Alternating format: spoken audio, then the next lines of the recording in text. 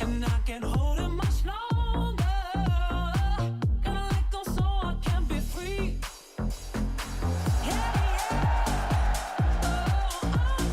Tuesday. It's Tuesday on FT. Braun, Pierzynski, Kratz. I'm hosting a show with two catchers. I don't remember if we shouted this guy out the other day. Rodolfo Duran. Did we shout him out We the did. other day? The We Padres did the other catcher? day when he got called up. First Okay. time in 10 years he was in the minor leagues. Yeah, it was parts of 11 seasons in the minors. And then he had his first hit, which was a homer over the weekend. He's getting a little bit of playing time right now while there's some injury issues for the Padres, including Campusano, but good for him. I mean, Kratz, when you see a guy like that, do you do one of these, like a respect? Yeah. He's in the brotherhood. And he's the majority, not the minority. The minority are the superstars, like the guy in the other box here, the guy that's golfing at Grove 23 or whatever, the Grove. Like, those are the superstars. Those guys are the minorities. Rodolfo Duran, for him to be able to get up to the big leagues, very few guys ever get there. And the guys that do rarely get much time in the big leagues. But he was younger than I was when I got up there. So, you know what? Maybe he can still get 10 years in the big leagues. Everybody's career is different, so good for you. And it was no cheapie. It was a homer off Logan Gilbert. So that's a good one. Sign me up for that. AJ, how did you treat backup catchers when they came up if they had been marinating in the minors for a while? Everyone gets respect, Scott. Every guy gets respect. Doesn't matter what position you are. But backup catchers obviously have a special place for me because I was a catcher, so I understand the work it took to get to be a catcher in this league. And guys that put in that much time, man, it was awesome. You cheered for those guys. I remember we had a guy with the Braves. He got one game. I forget his name, but he got one game. It was the Fort Bragg game. We got to play an extra guy at the Fort Bragg game we played against the Marlins in 2016. And he came up and he got one game. He got one day in the big leagues. He was a Cuban guy, and could not have been happier, and we were all happy for him. And he never got to see another day in the big leagues. And I think we got him in a bat in that game. And it was pretty awesome for that guy. But the guys that come up and don't get a lot of time are the guys you care the most about because you know what they've been through. And if they get a week or a day, it's something they can always put on their resume that, hey, I got to play in the major leagues for 1 second. There's dudes get called up like that. They're like, he has no chance. Jacob Stallings was kind of that way, filled in. You know about Jacob Stallings now. Like, once you get a chance, I'm not saying that everybody misses on these guys or whatever it is, but once you get a chance and you're like, okay, I'm willing to do what it takes, I get optioned down because now Rodolfo's 28, 29 years old. He's still got 3 options, just like Dylan Cruz, who just got called back up. He could get optioned up and down 3 more years in a row. He's not there to make $1 billion like some superstars, but if you can get a chance, you learn, you get better, then you have to fight for another chance. Those are the stories everybody really likes hearing those stories. And like, when he gets called up, you're like, he's filling in, he's the backup, get some time, blah, blah, blah. You never know. You never know what happens 10 years down the road. He might have had a nice career. Yeah, one evaluation note too before we dive into some news. I played basketball growing up, and when you'd go to a tournament and there's a kid who's like D1 talent or a few that you'd come across that made it to the NBA, like you all know, it's a little tougher in baseball. I just think about Stallings, as you mentioned him, and I was calling games in the Cape Cod Baseball League. Stallings was a catcher for UNC, had like no bat. And on that roster, the summer league roster, he was probably like bottom 3 in terms of when you'd look at him. And it wasn't just the results, but everything, right? Like of guys you would think make it, he made it. And only a few others did. So it's just a cool story to see guys rise and develop and sometimes take a lot of time deep into their 20s to actually turn into something that's capable of being a big leaguer. It happens on all levels. AJ is a fringe Hall of Famer. What were you, second round, AJ, or were you late first round? Third round, never in the top 100 prospect. And JJ is coming on later today, but they don't hit it all the time. And unfortunately, that kind of keeps some guys like, oh, I'm going to hang around. I'm going to hang around. Doesn't happen. Doesn't happen for everybody. But the game allows something different than all the other sports allow you. In football, you ain't big enough, you ain't playing. Basketball, sorry. You can't handle the ball and you're 6'4", you ain't making the NBA. Sorry. Like, it's not happening. Baseball allows that stuff. Yeah, that's why there's cool stories here, tons of them. And the debut stories are awesome too when the families show up. Okay, just wanted to spend a little time on that. Now let's get to some news. He's charging the mound. Oof, this is a tough one. The oblique strikes again. We talked about it, and we saw AJ's oblique last week from his injury when he had it in the majors, and it was bad looking. So here's one for Drake Baldwin, AJ, the Braves star catcher, rookie of the year last year, just putting together a brilliant season. One of the best lefty on lefty power guys too, as a left-handed hitter, just doing it all for a team that's got the best record in baseball. Now he goes down with a strained right oblique muscle. Sean Murphy was back for a minute and he's out. Remember, they had to cut Jonah Heim. They actually just released Aaron Bummer too, who's in the final year of a 3-year, $9.5 million deal. But to Baldwin, where are we at on how the Braves will navigate this with the Phillies chasing them? This sucks for Drake Baldwin, rookie of the year. They lost Sean Murphy already. How are they going to navigate it? Luckily, they have a little bit of a gap for the playoffs. I know everyone wants them to win the division, but they have a little bit of a gap. This isn't as bad, I don't think, as losing a Chris Sale and an Elder, something like that. But this is going to sting because he was batting leadoff for him a lot of games too, and he was raking. He's probably going to deserve to go to the All-Star game, Drake Baldwin, as he should. Yes, Chadwick Trump and Sandy Leone are solid, but this is not the same as Drake Baldwin and Sean Murphy. I'm sorry, and this is going to sting a little bit, these Braves. But listen, one thing we've learned about the Braves so far, 40 plus games into this season, they have the depth and they have the ability to figure out how to just keep on winning. Except when they play the Marlins and they lose 12-1. Yeah, well, everybody loses some games, but to me, losing Drake Baldwin, I'm not sure who we had on. I think it was Jesus Cano. I asked him, what would be the biggest blow? And I disagree with what AJ said. AJ said, yeah, Sale or Elder going down would be huge. But the Braves have a stockpile of pitching somehow. They come up with somebody from somewhere, and I get it. They weren't able to do it last year when they had all 5 of their rotation pieces out. But Jesus said – last week, he writes for The Athletic and he covers the Braves. He was like, I think if they would lose Drake Baldwin, that would be the biggest blow, because I feel like and felt like the Braves were in command of this division. Just because at the time, 10 games back is tough to overcome.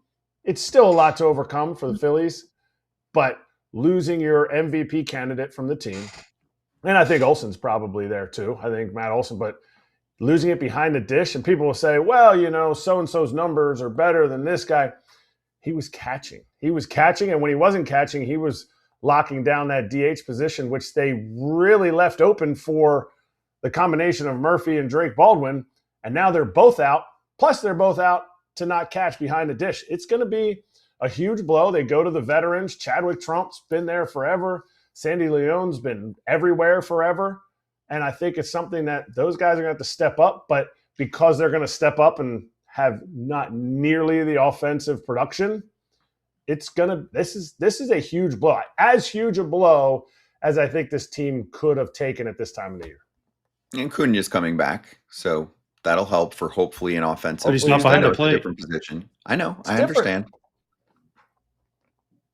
I know it's not the same. I'm just bringing it up. We're going to talk about offense. We're going to talk about offense. And Acuña can take over. I don't know, what was Drake Baldwin's 163 OPS plus? We all think Acuña is going to hit better than he did before.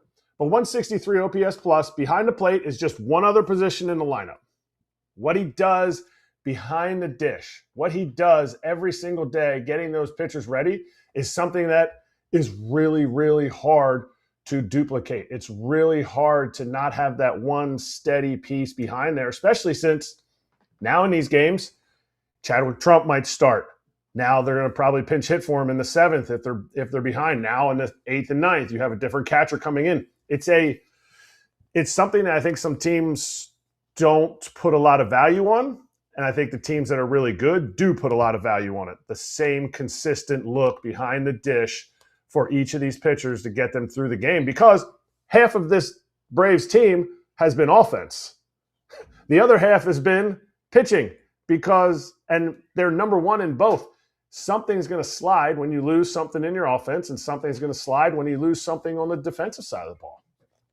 And to me, AJ, if this wasn't the automatic MVP National League for Shohei Ohtani, Drake Baldwin is in the conversation. I like to just start with Fangraphs board just to pop up some guys that I know will get love from the voters that go heavy on that front. Drake Baldwin was near the top here. In the National League, it's Ohtani. And then for position players, it's Elly De La Cruz. And number 3 is Drake Baldwin, tied with a number of others at 2.2 F4. So he deserves to be in the competition up to this point. Of course, he's going to miss time. He's probably going to get wiped out of that conversation. But it was that kind of impact. And it's funny, we joked that if Cal Riley can't win, can any catcher win? I mean, it's always dependent on Different what league. the competition looks like. Yeah. Different league. He's not – I mean, Ohtani's numbers are down. I know he's pitching great, but his numbers are down a little bit offensively. So Aaron Judge isn't having as great of a year as he had last year. If Cal Raleigh did what he did this year and Aaron Judge's numbers play out the way they have this year, then he probably would win. But Aaron Judge is a special player. Yeah. He's not a lock. He's not a lock like Shohei, but No, last year's season was ridiculous. it was ridiculous. But the point is that Drake Baldwin has been morphing from the rookie of the year last year into an MVP candidate this year. He's been that good for Atlanta. And it plays to your point too, Kratz. So the offense is banging for the Braves, and so is the pitching, run prevention, and it was looked at as a potential liability for the team. We've talked a lot about how someone like Jeremy Hefner joined the fold and has made a difference for the team, but what about the catcher who's behind the plate for most of the outings there? Got to get some credit. Got it. Both of them got to get credit. There's so much that goes into pitching that we could have a whole section. We could have a whole show about this. It's just it's part of it. It's still undervalued. So anyway, we'll see what the Braves look like over the next few weeks.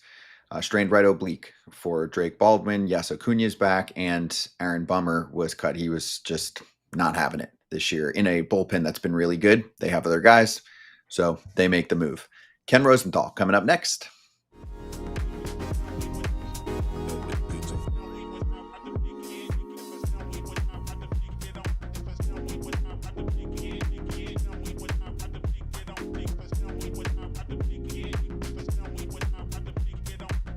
We love our dog Bella, who splays out in the open sun on our floor like she's an underwear model, and that's why we love her so much, to scratch her belly. She's a cutie, that Bella. And a quick message from today's sponsor, the ASPCA Pet Health Insurance Program. If you're frantically looking for what to do with your pup when they have an issue, the program offers customizable accident and illness plans, making it easier to get your pet the care they need. When you enroll in an ASPCA Pet Health Insurance plan, you could get a $25 Amazon gift card. It's a little treat for you while you're doing something great for your pet. To explore coverage, visit aspcapetinsurance.com/FOUL. That's aspcapetinsurance.com/FOUL. Eligibility restrictions apply. Visit aspcapetinsurance.com/Amazon terms for more info. This is a paid advertisement. Insurance is underwritten by either Independence American Insurance Company or United States Fire Insurance Company and produced by PTZ Insurance Agency Limited. The ASPCA is not an insurer and is not engaged in the business of insurance. Let's mix in some news while the TV crowd is in their commercial break. The Yankees are discussing having Gerrit Cole return to the rotation instead of going for one more minor league start. This hasn't been set yet. This is a tweet from Brian Hoke and a quote from Aaron Boone. We're talking through everything. It's been a minute. He's a veteran. To me, AJ, it's, hey, Gerrit, you good for the bigs now? And if it's a yes, then great. Let's go. Yeah, he's been around long enough now that Gerrit Cole knows his body and knows if he's ready or not, and we'll see. We'll see what they do. Plus, they lost Fried. Rodon hasn't been great. We'll see. But I mean, you get that rotation back. You get Schlittler. You have Fried, you have Rodon, you have the rest of these guys, Will Warren, who's been really good for him. This is a formidable rotation. It is. I don't think anybody's worried. That's why it's not much of a story. But what, they just had like a 2-7 road trip, something like that. Kratz. There's no concern there. The pitching's there. There's plenty of offense in my mind. It looks like a good regular season team. Do you think there's any urgency within the front office because of how damn good the Rays have been? They freaking clocked the Orioles again last night. Just because you want to win the division, you want to get a bye. You don't think there's anything there? As much as I know, the front office with the Yankees just loves the Rays. Like, oh, what are they doing? What do they have there? Can we get a roof? Can we get all this tech and all this stuff? Like, they look at the Rays and they're like, wow, amazing. No, I don't think they're worried about them in that sense in the standings, because I think they've beat their team. I think Gerrit Cole was always going to come back sooner. He's stubborn. He's a veteran. He knows what he needs to do, and he doesn't want to pitch in minor league games, clearly, as he's hitting minor leaguers and not caring that his catcher gets hit in the nuts, all that stuff.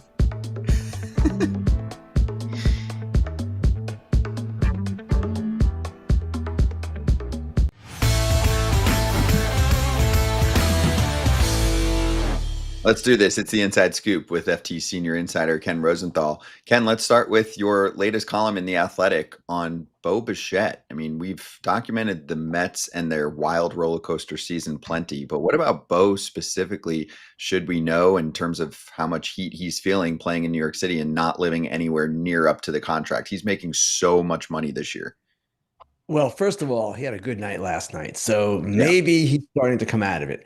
But the story is about just the different things that he has faced since signing the contract with the Mets, 3 years, $126 million with the 2 opt-outs. And no one is going to feel sorry for him. We all understand that, and he understands that. But at the same time, it is worth noting, in my opinion, all the things that he is facing here. And it's a lot. It really is.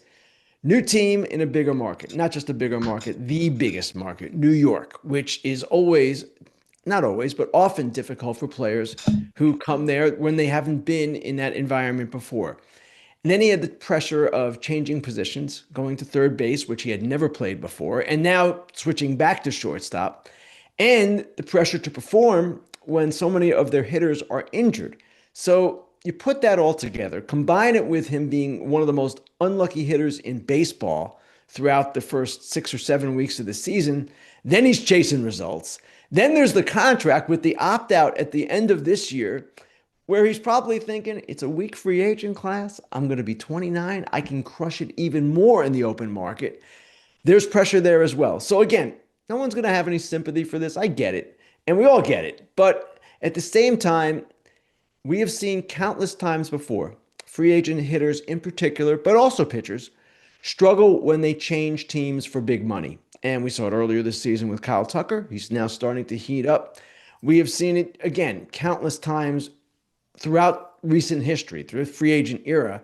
And it's only amplified when a player is joining a New York team. Ken, it's the first time, though, Bo Bichette has switched teams. And I keep saying this over and over again. The first time you change teams is the hardest. And then you throw on top of that new position, New York, all the things, big money, all the things that Bo Bichette has had to go through. I think he'll be okay. You mentioned that he's coming out of it. What are the Mets talking about this? Or is this one of those things that's, hey, we're not going to talk about this because the less we talk about it, the more it goes away? The Mets feel that he's going to hit. Really, everyone in the industry, just as you just said, AJ, feels he's going to hit. He has always hit before. And Mendoza, the manager, Carlos Mendoza, had a quote last night basically saying he'll be there at the end. The numbers will be there. And that's probably true. But at the same time, it has been, without question, a difficult transition. And one thing I brought up in the article that actually someone pointed out to me and then I checked into, his attack angle, which is a StatCast stat, it's the flattest swing in Major League Baseball. And it has resulted in him hitting more ground balls than he ever has in his career, not getting the ball enough in the air. Maybe there's a mechanical adjustment that needs to happen. Or maybe he just has to have a few good nights, get his confidence back, and start being Bo Bichette again. I expect that to happen, him to be Bo Bichette again. It's just been, so far at least, a rocky road. One of the things you wrote in the article was about how, yes, he switched positions. Yes, New York. Yes, pressure of contract, new team, all that stuff. but he switched positions, and then he went back to shortstop when Ronnie Mauricio went down and Lindor went down. But he was very honest. And even Marcus Semien brought it up too, that it's hard. It's a more demanding position and could affect his hitting. But then Bo said, maybe that doesn't affect my hitting. I've been doing it my entire career. Do you feel like he was being honest about that? Or do you feel like it was something that was just added to it and then it said, okay, yeah, I guess it's not really affecting because this is where I'm more comfortable? I would say everything combined has affected him. Now, what that question was specifically was, okay, going back to shortstop, Marcus Semien said, frankly, it's harder to hit as a shortstop.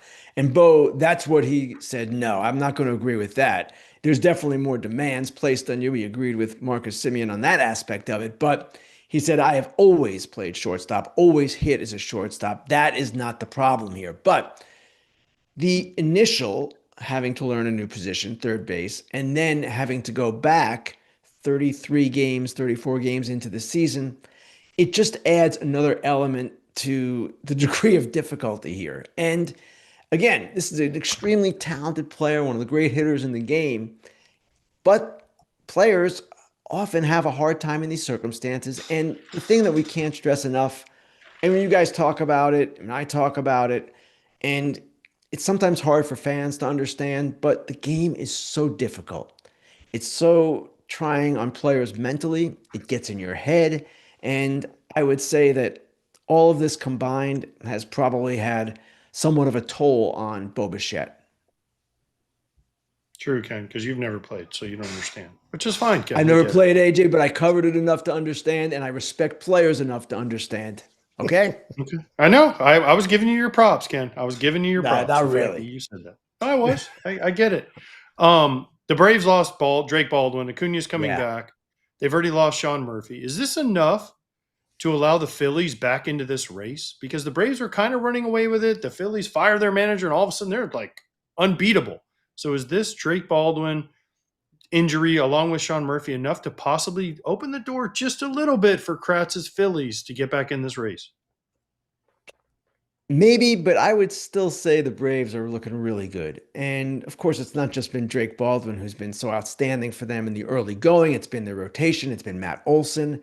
It's been virtually everyone on that roster, Michael Harris II, all these guys. So I don't know that having one position decimated like that, and certainly losing Baldwin and Murphy decimates your position. I don't know that that's going to have that dramatic an effect, except if it really has a difficult effect on the pitching staff, because the pitching staff, the rotation in particular, and the bullpen, the back end, they've been so strong. So maybe it opens the door a crack. The gap is still pretty significant. And yes, the Phillies are playing great under Don Mattingly. They were going to play great at some point. Their schedule eased up about the moment they fired Rob Thompson, but all the credit to them. They've got a lot of good things going right now. Stott the big home run last night. Bohm has come out of it. And of course, Bryce Harper is performing at an elite level, and Kyle Schwarber is being Kyle Schwarber. And on top of that, they might have the best 1-2 combination at the top of a rotation in the game. And I'm talking about Sanchez and Wheeler. Wheeler is back. He is back to what he was, and it's been really cool to see.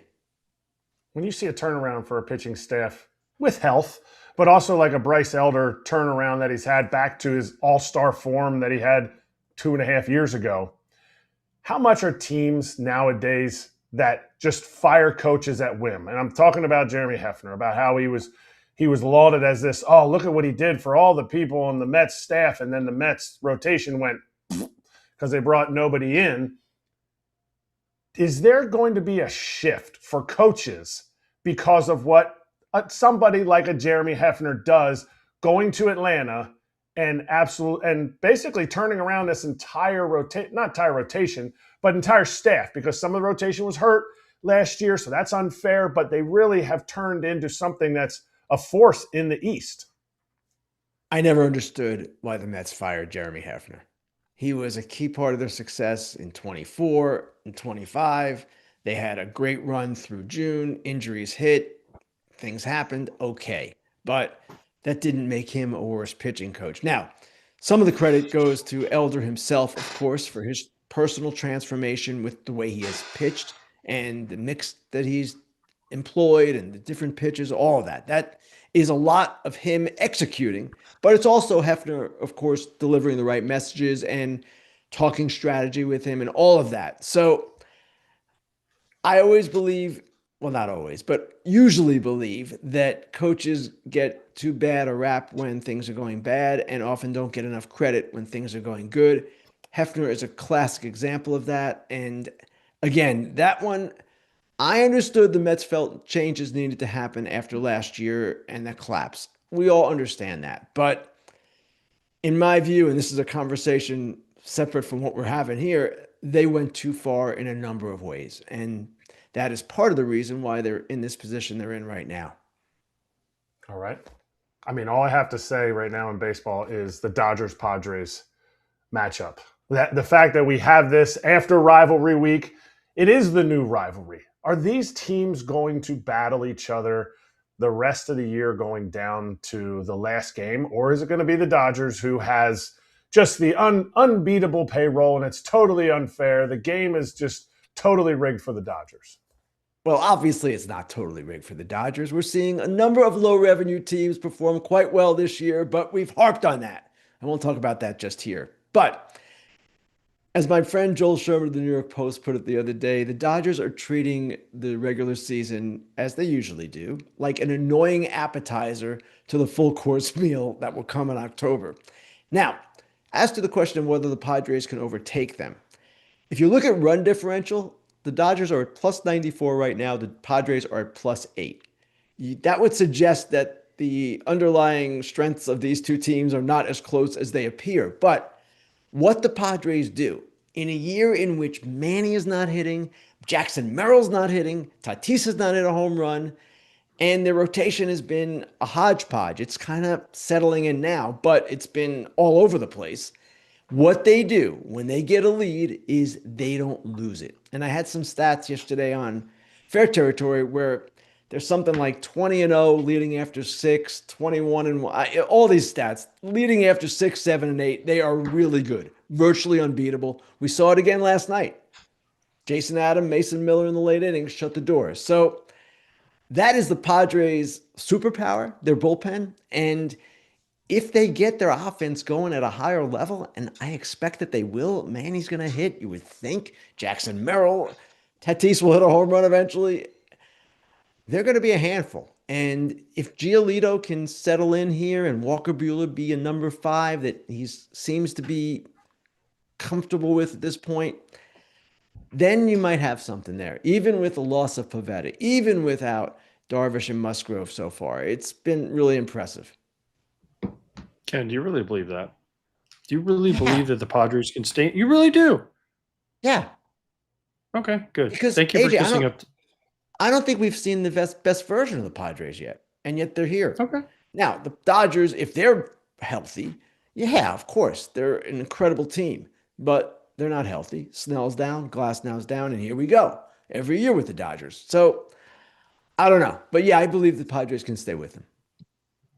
Ken, sorry. One more on the Dodgers before we go to Colt Emerson and the password. I'm not even going to try and say his name because I will butcher it worse than anything. But the Edwin Diaz situation, is this a real thing? Because I know it's a federal law against banning this, but locally apparently it's not banned and they're fighting it and they keep it in towns and all this thing and it's a part of their culture. Is this something that Dodger fans should be worried about? My understanding is no. And I actually made a call on this morning, AJ, and it's a tricky spot for Major League Baseball in certain respects.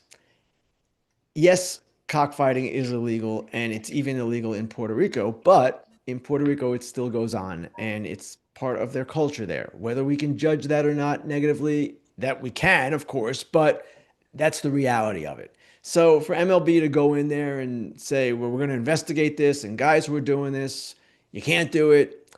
It's kind of a slippery slope. It's a difficult one because they would effectively be imposing their will on a culture that obviously, for better or worse, and I would say worse, values this part of life in Puerto Rico. So I don't expect anything to happen. And this is apparently something that's been known for years that Edwin Diaz has been involved with, and I'm sure other players are involved with as well. So I don't expect any action to take place with this at all. Okay, that's good. That's good. We can put this to bed then. Thank you. Ken Rosenthal said it. We can put it to bed. Now on to the prospects. Colt Emerson gets called up by the Mariners. The password gets called up for the Pirates. Obviously, the expectations are higher for the Colt Emerson in Seattle. He hit his first home run last night, got his first hit. Is this another AJ Ewing where they're trying to inject energy into their offense because their offense has been struggling? No Cal Raleigh. And then as far as the password in Pittsburgh, he's just more of a placeholder, right? Until O'Hearn comes back. Well, with Emerson, AJ, he wouldn't have come up if Brendan Donovan hadn't gotten hurt. Now, I would have expected him to come up at some point this year after signing the 8-year, $95 million extension, but it wasn't as if let's do the AJ Ewing, Carson Bench thing and get some energy into this offense. It was Donovan was hurt, the spot was there, let's go. And Colt Emerson, of course, is one of the highest regarded prospects in the game, former first round pick. He's a guy that they expect to succeed. That's why they gave him the money. That's why they anticipate playing him at shortstop next year. The password is a little bit different. He had been hurt. Then he got hot at AAA when he came back, really hot. I believe he had a 3-homer game last weekend. So, yeah, with O'Hearn going down, he's kind of the obvious choice, and they can give him some runway here.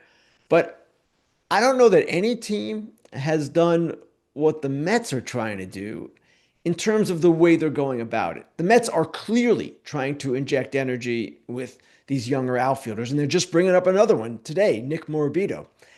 That is something that they feel will help their team, whereas the other teams are acting more out of need. And the Mets, it's not that they don't have a need or didn't have a need for those players, but it's more of a natural progression with the Pirates and the Mariners here, where injuries created the openings.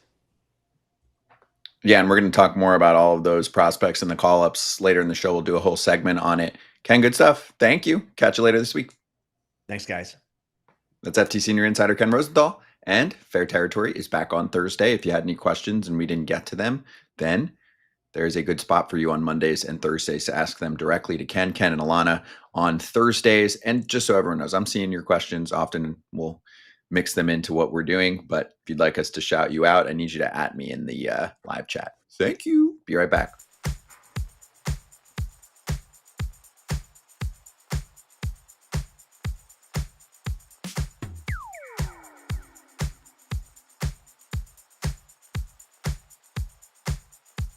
Some wireless plans can get a little bit crazy, a little bit off the charts expensive.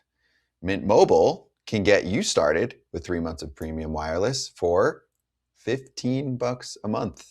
That's a pretty Who good doesn't number. like that? The way gas prices are going up, Scott, we've got to keep our mobile plan down. And Mint Mobile is your location to keep your mobile plan down. You can add family members. You can do all that for just $15 a month. That's less than a drink in many cities these days, if you like bougie drinks.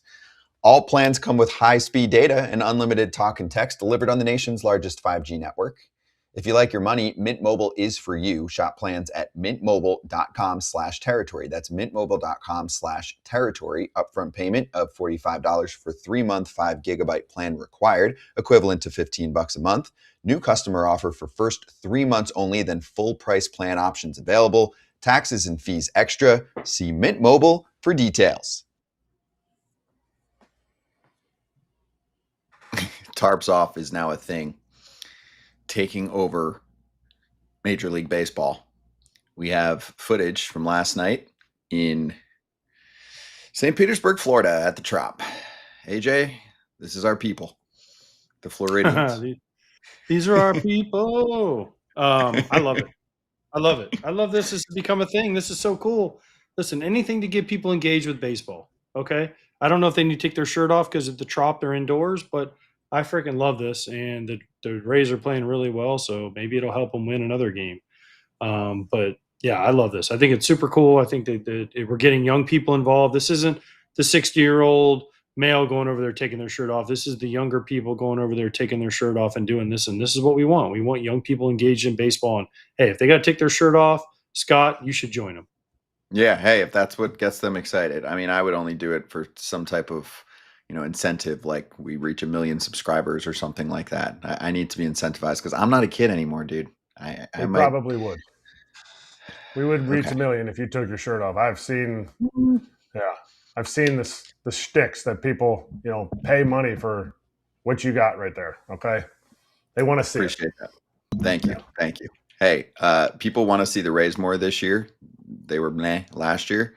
They just jumped Trevor Rogers yesterday. I mean, there were two storylines there. It's like, are the Orioles okay with this version of Trevor Rogers? And No. are the Rays really this damn good? 16-6 they won yesterday. They're not okay if he's not pitching well. That's it. Yep. That's the take.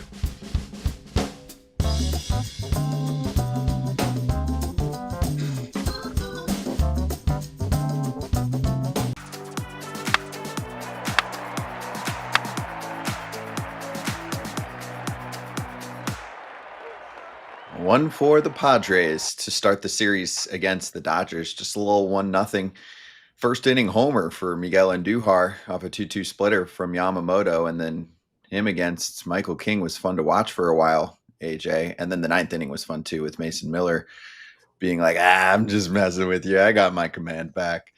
And finishing out a 1-0 win for the Padres. But isn't this exactly what people talk about with the run differential, like Ken mentioned in his segment, plus 93 versus plus 8? And you know why it doesn't matter that much? Because the Padres bullpen's nasty and they don't need to win by 10 runs.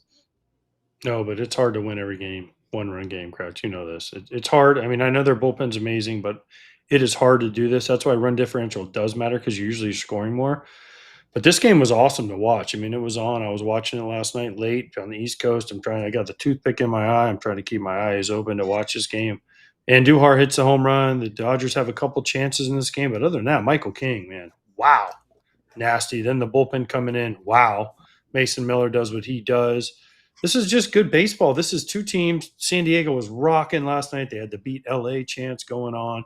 This is just good old baseball, man. I love people say, oh, we want offense. But at the end of the day, who doesn't love a good old fashioned pitcher's duel? We got one from Yamamoto and Michael King, two guys on their teams that you can say are their ones, and they are both really good. They both shined last night. Yamamoto hung the one split to Andujar. And by the way, if you didn't see that at bat, that was a good at bat by Andujar. He actually hit a ball foul. I think the pitch one or two pitches before a curveball, that was a home run foul. And then he stayed in there. He took some good pitches from Yamamoto and then got the one mistake and hit it for a home run. And this was a good game. This was a fun game to watch if you like baseball. It's tough to put together a lot of wins consistently for 162 games if you don't hit for enough power, if you're looking for 2 or 3 hits to score a run. And that's where it's not just homers.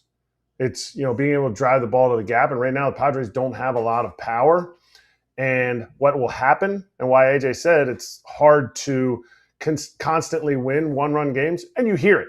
The teams that make the playoffs and make a deep run, they're 24-7 in 1-run games. Absolutely. That can be the difference in your season and is 1-run games.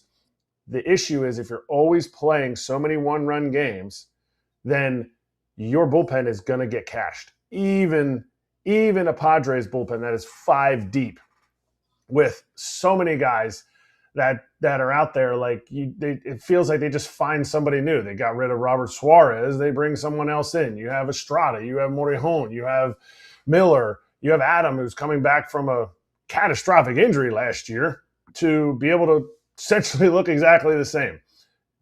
It's just tough. It's tough. Because they have 5 deep, that's great.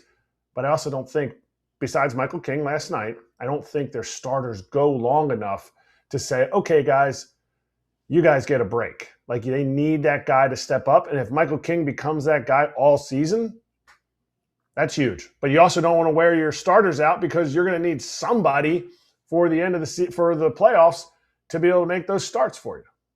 Yeah. Pavetta's going to come back at some point. I know he's going to miss a good chunk of time here, but he was really good for them last year. And Michael King has to be that guy. And Michael King showed last night, he's playing with him in AAA before he made the big leagues. And then in the big leagues with the Yankees, like, he gets it. He's a pitcher who learns. He learns from his last outing. He learns from watching different guys throw. And he doesn't watch just guys that throw like him. He watches guys that, attack guy. Okay, look, this team doesn't hit the slider well.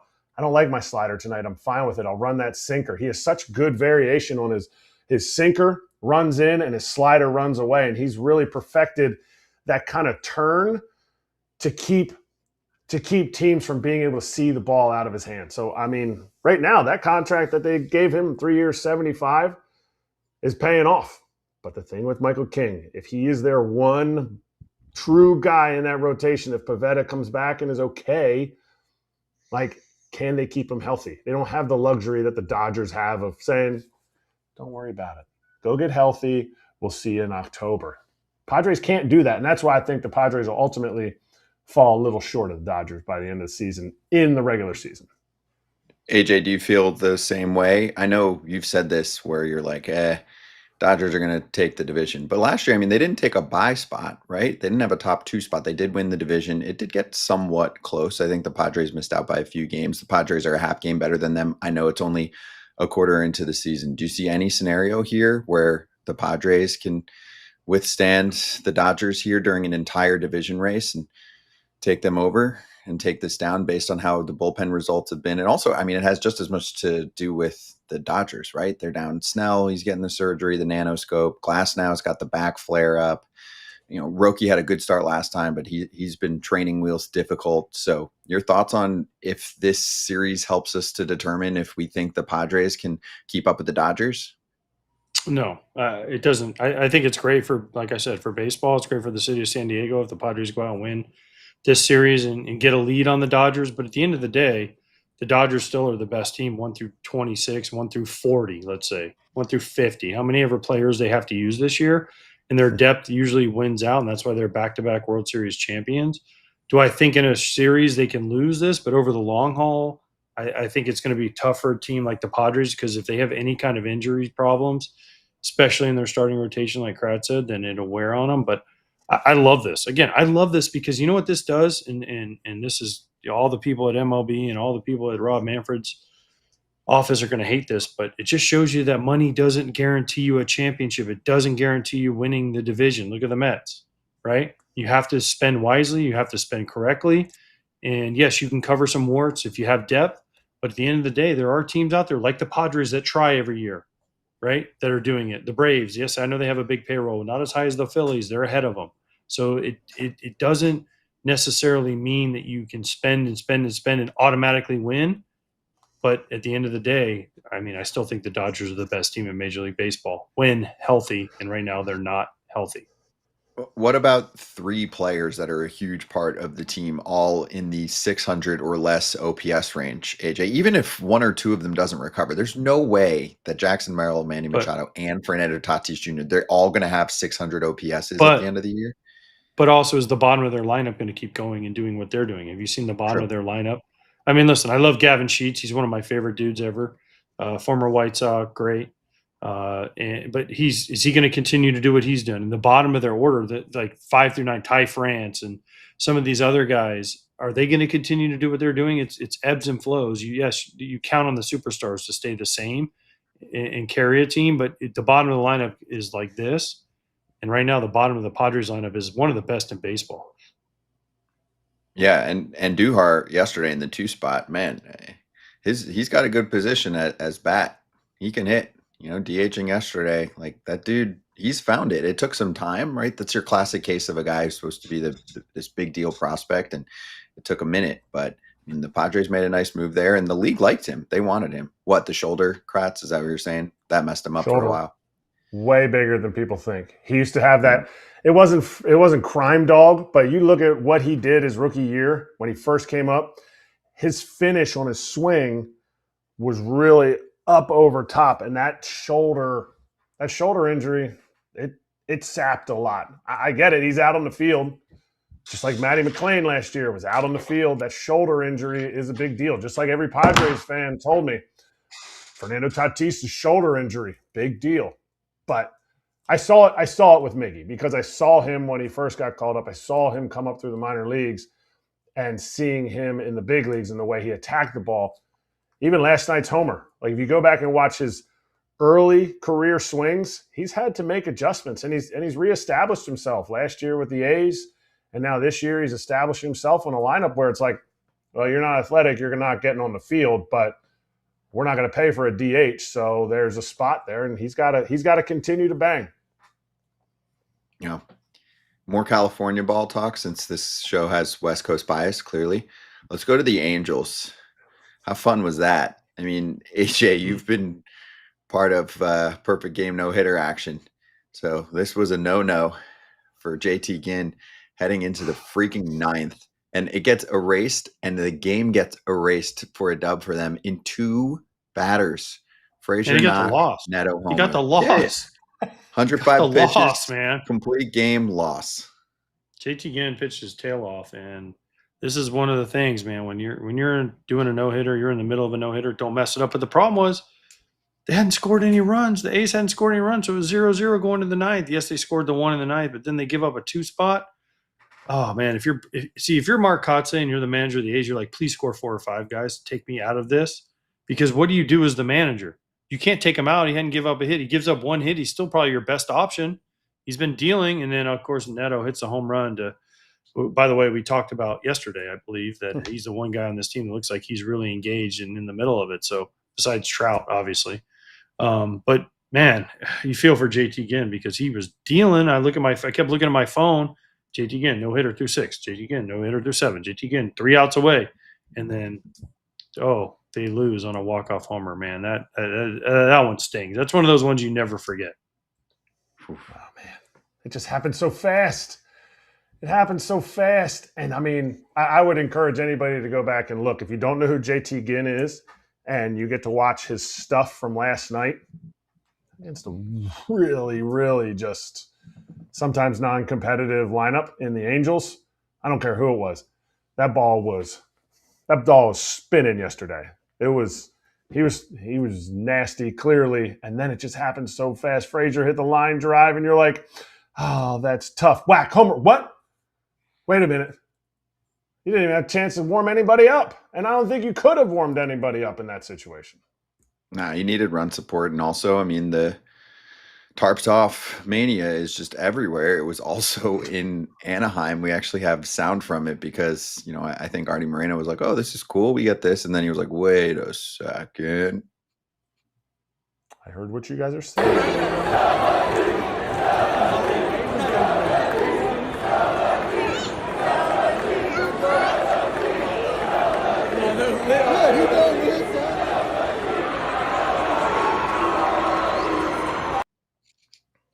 Well, that was Sell the Team. That was pretty loud from the crowd. Them college kids, they were bringing it. Speaking for the people. Going to college and trying to do stuff. I love it. Tarps Off is everywhere, by the way. Tarps Off is everywhere. You're not all getting into the clubhouse, people. You're not all getting into the clubhouse, okay? Just because you definitely took not the that shirt group. off. Not that group at all. They were a little bit more unruly. They were like, let's do something for them. And then they were like, wait, what did they say? Okay, never mind. They were saying, smell the beef. That's what they were saying. Smell the beef. Oh, it was good burger night out there in Anaheim. And a good win for a team that is perhaps the worst in baseball. It has just been a miserable season for them. But a 2-1 win for the Angels to turn the game around in 5 seconds. Okay. Coming up next, let's get to the Tigers. Cody Stavenhagen receiving the bat phone call to see if they are going to survive this stretch.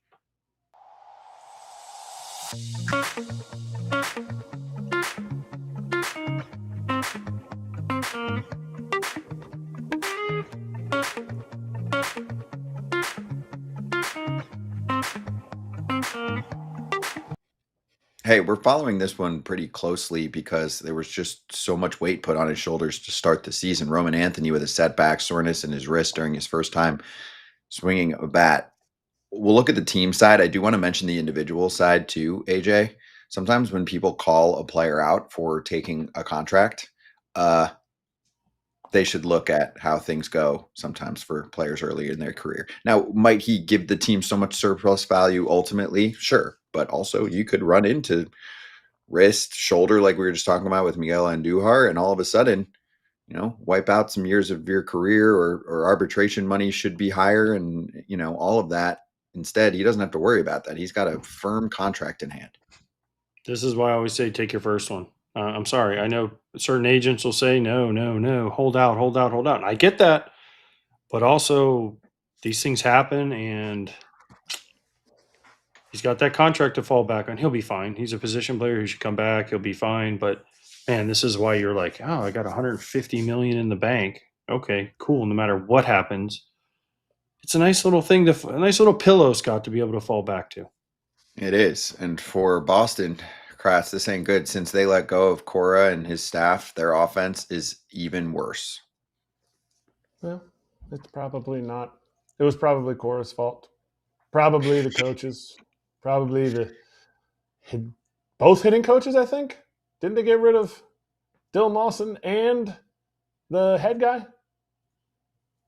I don't remember, but they definitely did a reshuffle there with the hitting. The hitting specifically was a big point of all those guys. Yeah, big point of contention. They want everybody doing the pulled fly ball contact thing. Pull your fly balls, kids. I heard a player with the Yankees. Now, this is the Yankees, not the Red Sox. He was told that his OPS was 500 points or 400 points higher when he pulled the ball in the air down the left field line. He was like, what? He was like, of course it is. Nobody plays there. That's not a good swing. That's not healthy. So maybe the Red Sox keep making those types of swings. It's going to be a long season in Fenway. Yeah, you're going to get more stories, too, from hitters having dissension with what's being implemented exactly for what Kratz is talking about, AJ. We could do a whole segment on it, and we will once there are more stories that come out about it. But, oof, it's ugly. Yeah, if I could hit a line every time, I would hit 1,000.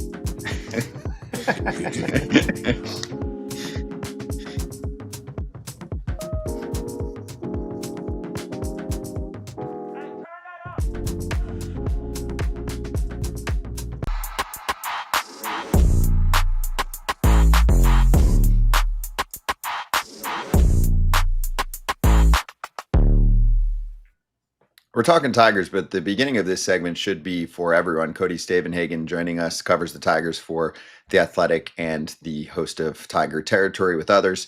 Cody, good to see you. So before we get to the struggles for Detroit, I do want to start with a topic that should resonate with many, and it's science, right? It's the medical field that is advancing itself. Why are you showing me the clock, AJ? It's time. It's time to start panicking because the White Sox are coming. And the Tigers, they are fallen. But Skubal should come back sooner. And I do want to start here with a glass half full scenario because I'm also just curious about the nanoscope. Now we see Blake Snell going with the same thing. And the quotes from Skubal were pretty cool. Cody, you can get into it. We'll finally let you talk. But it sounds like Skubal was like, cool, I have a quicker recovery. And you guys say it's fine. I'm in. Yeah, it's really been fascinating to learn more about arthroscopic procedures and specifically the nanoneedle, which is this new smaller arthroscope. It's significantly smaller. I talked to Arthrex, the company that manufactures it, and they just showed me the difference. You have this big scope and you have a smaller scope with a 1.9 millimeter diameter. And when it's like, which one would you rather want going into your joint? Visually, it's pretty easy to see the smaller one and be like, okay, I'll take that. Now, this is a newer instrument. It had never been before used that we know of on an MLB pitcher, but Neil Elitrash, he's one of the best surgeons in the world. He felt Skubal's case, given the size, the location, the fact he only had one loose body, was kind of the perfect place to try it out. It's been used for years on other patients, knee procedures, shoulder procedures. There's data that shows, hey, this works. This is cool. It's not an experimental thing. It just hadn't been used on elite athletes before. And it seems like that's changing because what this means, you go in with a smaller scope, it causes a lot less inflammation. You're not damaging the tissue that you're moving around, searching for this loose body to pull out of a pitcher's joint. What that means is you wake up, you have a lot less swelling, you have a lot less inflammation, less scarring, all that stuff. And as a result of that, in theory, you're able to throw far sooner than you would if you undergo a traditional arthroscopic procedure. That was certainly the case with Tarik Skubal. He started throwing within 3 or 4 days. And at the time, I was like, okay, this is encouraging.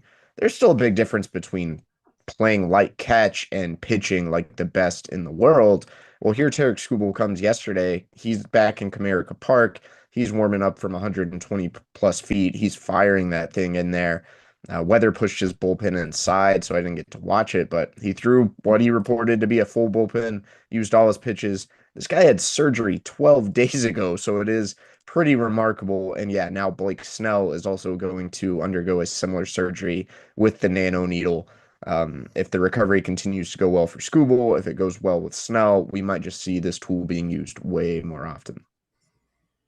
Cody, can Tarik Skubal save the season for the Tigers? I know that it's been a rough go for them. I mean, they are not playing well. And forget pitching, hitting, anything, bullpen, you name it. It hasn't gone well for them. Can Tarik Skubal be the burst of energy that they need to get them back in this race?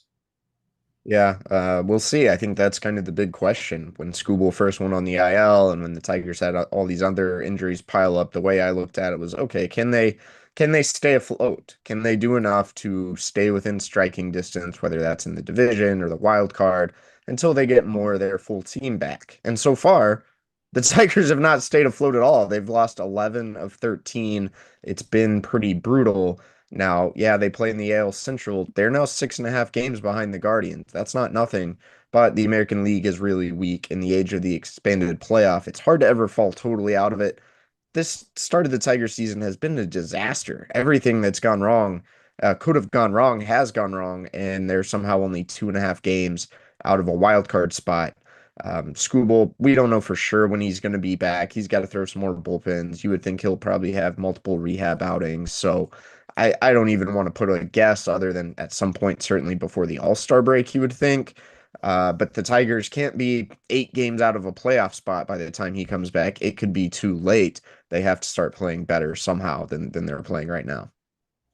Cody, this is not just 40 games. And we talked about it last year. We talked about it last time you were on about how this is extended back to, and I forget the exact date that you brought up, but the end of last year. Is there a way for them to pull out of this in the sense of a malaise, in the sense that they brought in Framber Valdez to kind of be that second Tarik Skubal in this rotation? Jack Flaherty is, I'm not saying he's getting cut, but I'm saying there's less and less innings if they had more depth. But is there a way that they get out of this? And I guess I'm specifically speaking to the offense and what they're not bringing to the park night in and night out. Yeah, well, I wrote this down for you, Kratzy. Since July 9th of last year, the Tigers are 48 and 68. Before that, they had played out of their minds, dating back to the tail end of 2024. They had a 90 and 47 run. They had one of the best, I think the best record in baseball from All-Star break to All-Star break. And around the time of last year's All-Star break, it's cratered. Yeah, you can point to the injuries. They haven't really had their full team this year. There's some hope for the pitching. Casey Mize is back. Troy Melton, a really good young arm, maybe back soon. Justin Verlander is working his way back. They're already getting some bullpen guys like Will Vest healthy. But you're right. I think the offense to me has become the bigger concern. Entering yesterday's game, 30th in slugging percentage for the month of May, 29th in OPS. Yeah, they're missing Gleyber Torres, they're missing Kerry Carpenter, but they have some guys who are supposed to be really important members of this team who've done next to nothing all this year. Spencer Torkelson had a nice little home run streak. He's hitting below 200. Zach McKinstry was an all-star last year. He's hitting below 200. Matt Vierling homered yesterday. The Tigers were excited about getting him back healthy. Hasn't given them a lot. There are more. Jake Rogers, the backup catcher, not hitting. I'm forgetting some of the other names because it's a long list of players who aren't performing. The Tigers have had production from Riley Green, Kerry Carpenter, Dylan Dingler. That's been about it, and that's just not been good enough. And now we're 48 games into this thing. You can look back on last year. It is like, okay, at what point do you turn this around? AJ Hinch last night said, if we're just now getting frustrated, it's too late. And that I think is pretty telling in itself. Is there a magic bullet? Is there something that the Tigers, they're not going to fire your magic bullet because Tarik Skubal's not back yet. When he comes back, that's when you have your meeting. Come on, guys, we got to turn this thing around. Oh, Tarik Skubal's pitching tomorrow. Gee, that's a coincidence. But is it because you see the teams like the Mets who are also struggling? They called up young guys. The Mariners struggling. They called up Colt Emerson. Is there a magic bullet? Is it Max Clark? Is it, where do the Tigers sit as far as Tigers fans saying, we're just going to look at this same exact team since July 9th and move forward with it? Yeah, I think that is one of the harder questions to answer at this point, right? Because at some point, all those guys I just listed off, others who have filled in for injuries, Zach Short, Hao Yu Lee, like the production just hasn't been good enough. But I don't know. Like you call up someone else from AAA who's probably not ready for the major leagues. Does that get you anywhere? There's certainly fans who would love to see Max Clark. I don't know. Max Clark has 1 home run right now in AAA. Like he is still developing. He's been going through a rough stretch. I'm not sure he comes up and solves all your problems. And you can swap some of these guys who are struggling for another fringe prospect or 4A type veteran. Does that help your team? I'm not sure it does. At the same time, yeah, like some of these guys have to get going, or maybe you make a change just for the sake of making a change. They're in a tough position.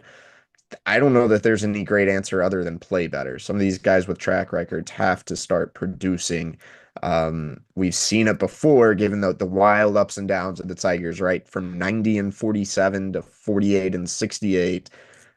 Hope isn't a great strategy, but I don't know what you do other than sit here and hope your luck turns around a little bit and you get your team healthy and you start playing real baseball in the second half.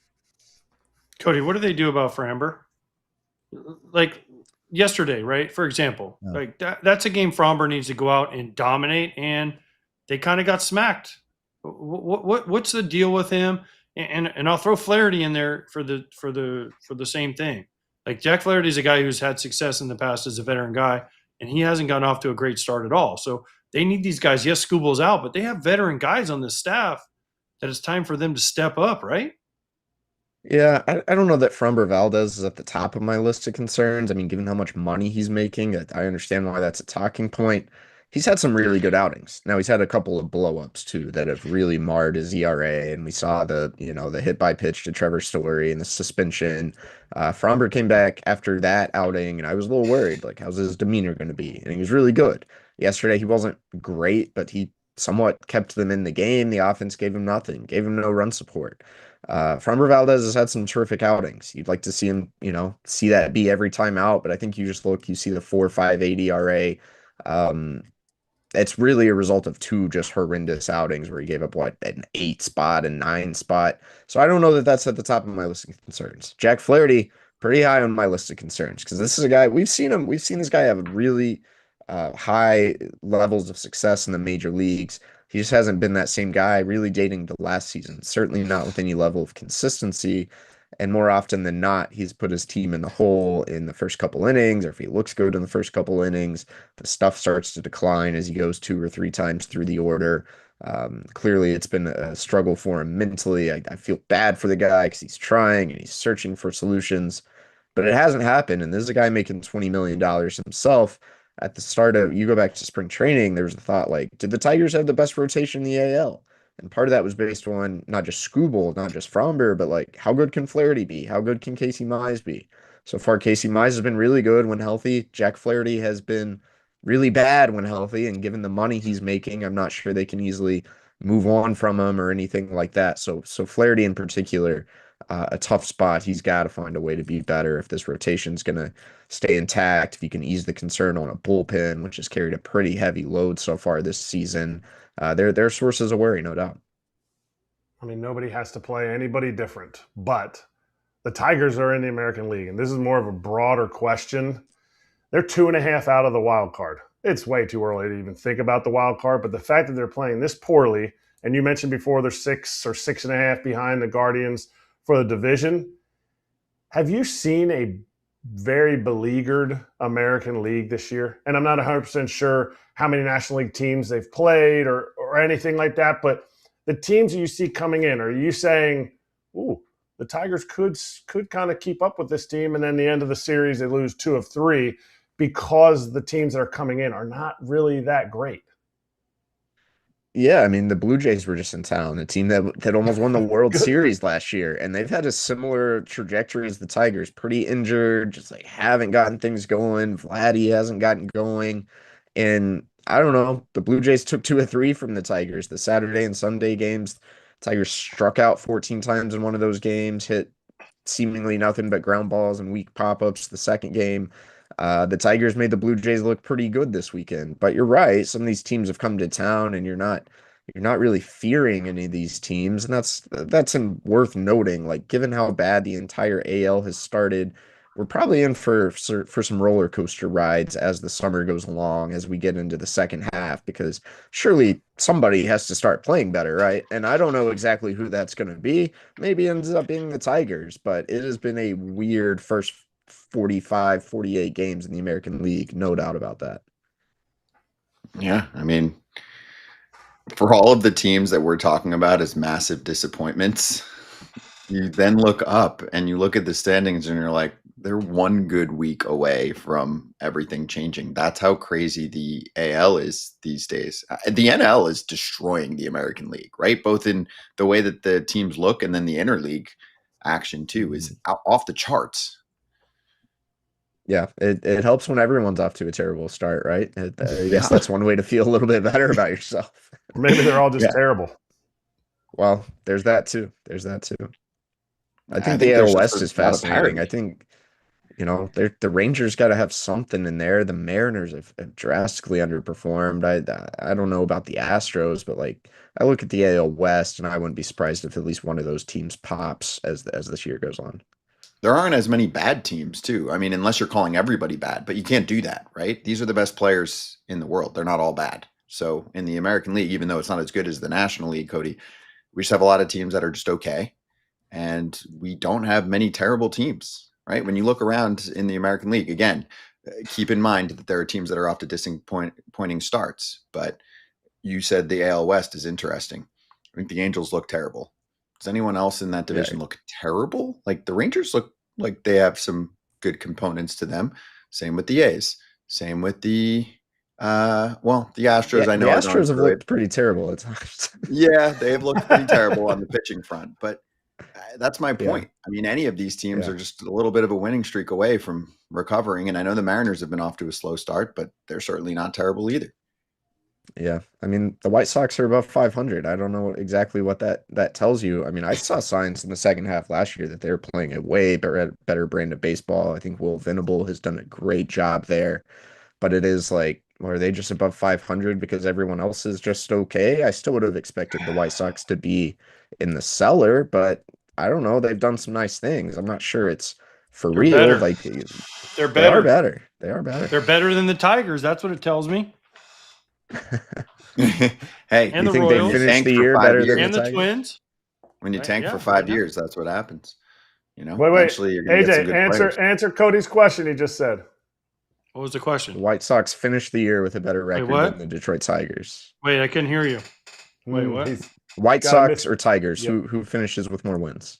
Wait, what? He White hear- Sox? What'd you say about the he White hears Sox? I you. can't. He I hears can't you. hear you. My I ears guess are he doesn't trolling want to you. answer the question. I don't know. that. I'll take the White Sox right now. I'll take the All right. White Sox. Okay. Why not? Not every division can be like the National League Central, where there's no teams below the 500 mark still, and we're a quarter into the season. Go ahead, Kratz. You got last licks. You talk about Casey Mize, came back, had a good outing. How hard do they lean on him when guys like Flaherty aren't pitching well, or even like Kiter Montero's going out there giving them spotty starts here and there? With an injury history that Casey Mize has, and he had the All-Star season last year, and he's already been hurt once this year.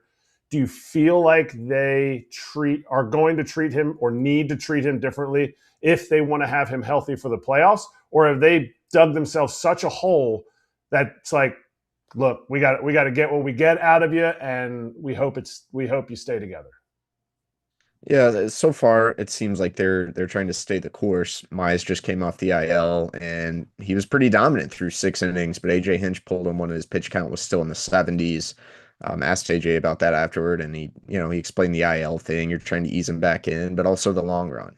The Tigers certainly still have aspirations of playing in September and October, and again, 2.5 games out of the wild card. They are not out of anything at all.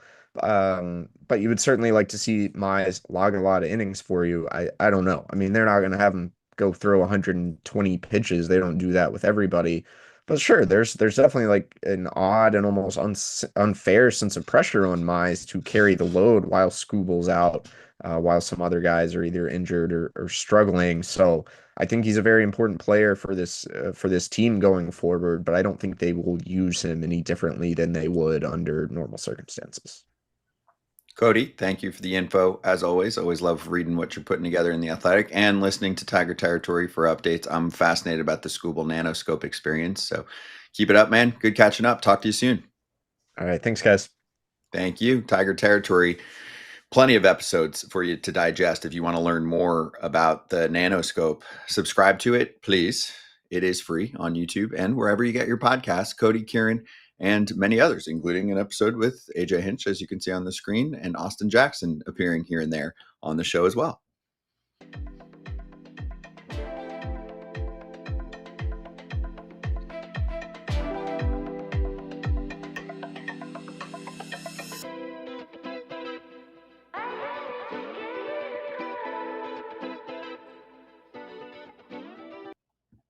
Did you guys see this went viral? Salvador Perez gets some ABS challenges on Laz Diaz, and then after 2 in a row, he like looks down at him next to him. Of course, some people are like, "Oh, getting in their shots at umps." And hey, our show will do that too. In this case, that was fun. That's good entertainment. That's just two humans getting along. Like AJ, I'm sure you appreciate that. All the back and forth you had for years with umps, like that's the good stuff. That's the human element of getting along. Yeah, Laz made a joke out of it. And it was good. It lightened the mood and made it cool. I love this. He's like, it was like, 1, nope, overturned. 2, overturned. Third one's close. And Laz is like, you sure you don't want to challenge this one there, Salvi? So good on Laz for not getting mad and understanding and having a good time with it. I can really appreciate when umpires understand that they're not perfect at their job. I mean, this is exactly – if you look up Laz Diaz's numbers behind the dish, they're very much in line with Angel Hernandez. Angel Hernandez handles it differently. Laz handles it. Sometimes you see him get pissed off and he chirps back at guys, but he just has a different type of relationship with guys. Obviously, he's got a place in my heart. He was behind the dish for me in my first ever big league game, and so but he creates that relationship. He wasn't trying to show up. Salvi, with some of the first ABS challenges we've seen this year, you see guys like, I think it was CB Buckner was like, challenging, oh, you want to challenge another one? Unbelievable. What? Oh, I'm wrong? Oh. So it's all like, it's treating each other like you're both professionals. Not that we got to treat each other with kid gloves, but don't try to be a superhero out there. So Laz made a little bit of a joke out of it. I loved it. And on the topic of not being perfect, the Mets Nationals game and the confusion and extras also showing us the human element of umpires. The Mets broadcast was all over them. You make mistakes. I'm glad they went and checked at least, and they weren't like in high school games, because I deal with high school umpires. They're like, no, we're not going to check. I was like, well, could I get the rule book out? They're like, you get the rule book out. You're going to be, what do they say? Something like banned to the bench. Like you're not thrown out of the game anymore. You have to go sit on the bench. So I'd have to sit on the bench for the rest of the game. I'm like, well, you got the rule wrong. Unintentional contact is not the call there. So anyway.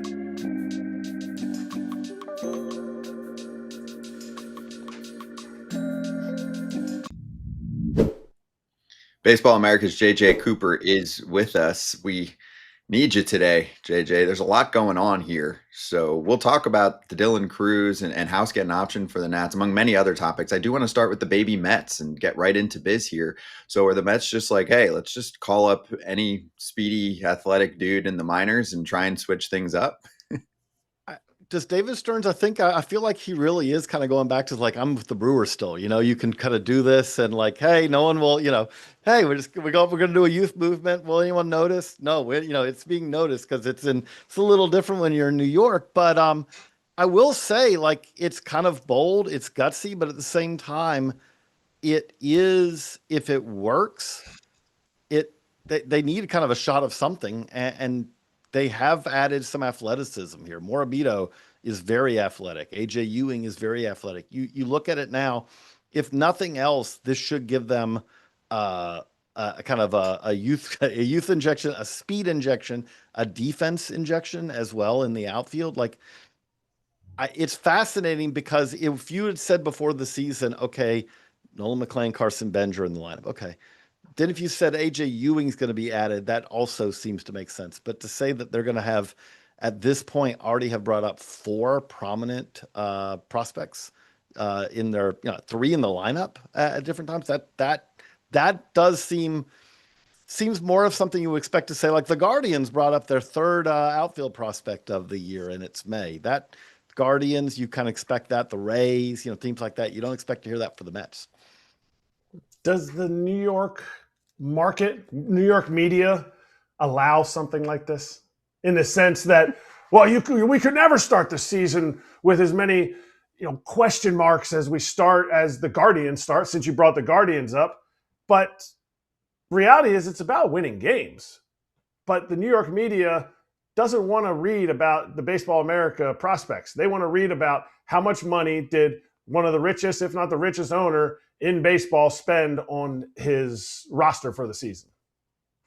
The thing I think, and you would know better about this than I do, kind of what that environment's like, but I think that it really comes down to, you don't get the runway that you get with a smaller market team, right? Like you can, because if you come up and do what Kevin McGonigal or Sal Stewart did in April, if you do that in New York, they're going to love you, right? Like if you can go out there and right away perform, then hey, it's a great move that you brought up this rookie. But what's not allowed is that, okay, that first 50, 75 plate appearances, there's an adjustment period and you're kind of getting settled in. And then like if what Connor Griffin did in Pittsburgh, I think it goes a little differently if Connor Griffin does that in New York, right? Or if he does that in Boston. I think there are a couple of markets out there where it just is a little tougher to establish yourself right away. And if you don't have as long to get established. Connor Griffin, looked a little bit okay. It had some at-bats, I would say, that first few weeks that were a little bit up and down, but then he kind of got to be where we expect him to be. And it's not shocking that a teenager turned 20-year-old is going to kind of get settled in. I just think in New York, we see that with veterans in New York, don't we? We see that with veterans where it's like when they bring in a free agent, there's usually, it feels like there's like 3 different evaluations of whether it was a great signing or a terrible signing that happens, like depending on the month that you're in, right? Like how many different opinions have there been on, Jazz Chisholm? But I would say the flip side is we see with the Yankees, if you're a Ben Rice, the best possible thing to do is to be good, but fly a little bit under the radar. And so that while they're focused on Anthony Volpe, the fans are in the media, you can be the guy who kind of performs. You turn around, it's like, oh, Ben Rice has been really good. That's the kind of way. Maybe Morabito can be that one. Morabito's good, but he's not the same level of prospect prominence, I would say, as an Nolan McLean, as even an AJ Ewing. Maybe that can help him slide a little bit under the radar while the AJ Ewings and all take up a little bit more of the attention. All right, Carson Bench obviously made the team. Obviously, they kind of left that lane pseudo open. Well, maybe he's got to make the team, but clearly looked like they wanted him up there. His start hasn't been as good as AJ Ewing's start. Do you see AJ Ewing's 980 OPS and Carson Bench's 680 OPS? Do you see it going? Yeah, I want to see it. I mean, you have them even for people who are listening. His hands are even. Are they going to be the same? Or is there something that's going to put one of them over the top for this season, not career-wise? I would say the thing that you also do like with Ewing is the defense and all that Ewing's going to provide you provides value. This is where, like we talk about Connor Griffin, the value of a guy. When you bring up a guy who can help in so many different ways, if Ewing starts to slump offensively, the defense, the speeds should still provide value for him. The funny thing about this though is I do think there is a mindset. I run into it all the time when talking to fans, right? Like, but this player hasn't proven in the big leagues. Well, the reality of it is, like, Bo Bichette has 100% proven it in the big leagues. Bo Bichette has been a big league star. At the same time, for Bo Bichette right now, like, he's not performing at the level he wants to perform at, that the Mets expect him to perform at. And obviously it's different, but at the same time, at the end of the day, if you say, why are the Mets where they are? It's going to be probably more so the Marcus Semyons and the Bo Bichettes figuring out a way to turn it around. But I do think that bringing in this kind of youth infusion, and some of it kind of by necessary because they've had injuries as well, it at least maybe takes a little bit, maybe if anything else, maybe it takes a little bit of attention off of those guys who need, like, I know that Bo Bichette did, have a nice night last night, although, it was also one of the weirdest extra inning games we'll ever see. The Mets can't be this bad over the course of the season. They shouldn't be this bad. But I do think it's going to be a little bit of youth movement, plus probably more importantly is having the veterans who you are paying get back to more of the level you expect their production to be. JJ, the Nats made an interesting move. They brought Dylan Cruz up and they sent House down, which was shocking to me because he had a 2-homer game not that long ago.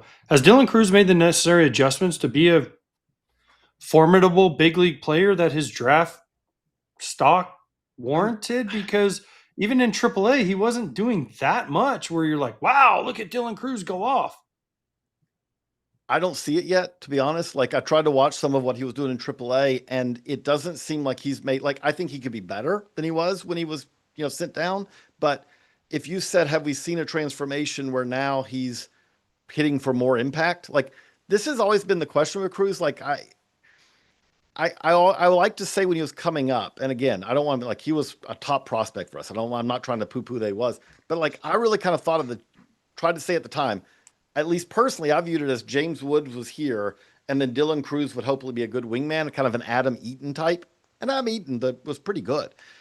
Now we're hoping, can he get to that kind of Adam Eaton type? I don't see impact player here as much so far. It looks like more like a good complementary player. Can he play good defense? Can he get on base? Can he steal some bags? Can he occasionally run into one?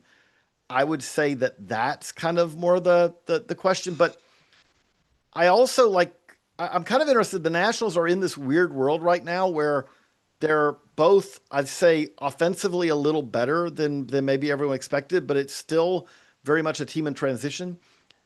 I think that there's almost kind of an evaluative state, like with a guy like Cruz, where it's like you can keep him down for 3-4 months and try to totally transform him, see if you can really help him find another level. But there's no guarantee that's going to take. And at some point, they're going to need to figure out with Cruz, okay, is this a guy who's part of our long-term plan or is he not? I'll take, like, CJ Abrams kind of came into the season probably in that question as well. And he seems to have taken the steps towards, like, okay, this looks like, okay, CJ Abrams can potentially fit into that, or at least be a good trade piece if they decide that the rebuilding piece, rebuilding project is going to take a lot of years. Unfortunately for all these guys, none of them pitch. Well, yeah, they need some pitching. That's fair. But my question is specifically about Dylan Cruz, but the state of the game too. Is this a prime case of why Major League Baseball can't take away lower level minor leagues just for the big time college programs? I mean, we see how poorly LSU did this year in college baseball. We see how, like, guys get called up with little minor league experience, and there's a adjustment period in the minor leagues that you need to learn how to be able to change your swing to different types of pitches, to different level of pitching, from a guy throwing 100 has no idea where it's going to a guy throwing 89 to 91 that will probably never pitch in the big leagues. These are not going to be the greatest examples because both of these are guys who are not like going to be stars in the big leagues, right? But we saw Eric Sarantola make it up with the Royals recently, the reliever. And we just updated our top 30s, and I was just writing up and Pierce George for them. And both of those guys were guys who went to college, right? And if you think of college as a developmental, like, okay, that's going to be where the development happens, and then we can lop off more levels of the minors. they didn't pitch. And it's understandable because they both threw 100 miles an hour. But if you don't throw strikes, you very quickly can kind of get banished from the bullpen, understandably. You are not in college. You are not at major D1 programs. You're not at a Mississippi State, or somewhere like that to just kind of, well, we're going to give you innings and see what happens. You're going to go out there, and if you don't get outs, they're going to get someone who does. Those are examples of guys. Pierce George basically walked everybody he faced and never threw. I don't think if you added up all his college innings, it came up probably less than 50 in 3 years, right? But so what did the White Sox do? They just handed him the ball and they said, you're going to go out there, and if you succeed, great. And if you don't, we're still going to give you the ball. And we're going to keep working with you, and you're going to get better and better. And he walked everybody last year. But this year, he's figured it out a little bit. He's already gotten advanced up another, got a promotion to another level. He's not walking anybody. He throws 100. There are guys like that. There are the guys who, Paul Skeens, do you need the minors for Paul Skeens? Probably not. Paul Skeens was fully ready to go the minute he walked off the mound and, for LSU. But most guys aren't going to have that kind of path. And the more we lop off minor league levels and the more that you reduce the rosters, the more you're kind of, sometimes you're always going to get rid of some org players who were never going to make the majors anyway. But every time you do that, you're also probably getting rid of someone who would have made the majors, and you never will know if you do that, because we're seeing it right now with the 165, right? Like you have with the 165 player minor league roster in the US, you are having players released who would have gotten another year, another 2 years. And we see right now, we see all the time, there are pitchers in the majors right now. We saw it with the WBC, right? With a guy like Emmanuel De Jesus, who was pitching in the KBO, bouncing around. And I'm not saying, again, unfortunately, I'm listing all these relievers. Sam Antonacci is probably a better example of a guy who was probably viewed as an org guy at one point, but he kept grinding, he kept improving, and now that guy's an everyday regular for the White Sox in the outfield. Those kind of development success stories come from having time to let players develop, and to be honest, to let players fail in an environment where failure is not the worst thing if failure brings with it learning. Because in college baseball, it's great. I love college baseball. Been watching it today. But college baseball is about winning, as it should be. That's the idea of the sport. There's development, but development falls way behind winning. In the minor leagues, it is a developmental process, and winning is understandably secondary. That allows guys to fail to then eventually succeed. Yeah, for sure. I think somebody unmuted themselves, but I'll keep going. What do you have on, we missed it, about Mr. Morabito and what he's going to bring? Because we hit on the Mets, and then I completely forgot to even ask about him. So the thing that I will say with him, we kind of talked about this a little bit. I want to make sure I give you the proper, just updated yesterday ranking. We had Morabito ranked as, where did we have him on here? 13th, right? So he's not the same level of prospect that we're talking about with an AJ Ewing, with a Carson Bench. We're top 100. No, that's May update. I'm sorry, that's the old update. Morabito, that's why I want to make sure I did this right. Morabito was ranked, had moved up, and was currently ranking, I won't find it while I'm 9 on the updated list. But speed, there's speed and hitting ability here. Now, I do think there is a chance in the long run that, like, is it a great fit to have him and AJ Ewing there together? We'll see. I think that kind of like, you want maybe a little bit more kind of like it may be that his value is a little bit duplicative with AJ Ewing. But at the same time, again, like in the short run, especially while they've had some injuries and all, like adding some more speed, some more defense, some more hitting ability out there. And again, another guy who could be, I would say right now where he is kind of a little bit more of a complementary player, not like the middle of the lineup thumper, but a complementary player who kind of hopefully lengthens your lineup a little bit. Could be very valuable. They still do have some other, if they go full youth movement here, I still think we could see like a Jacob Reimer at some point this year.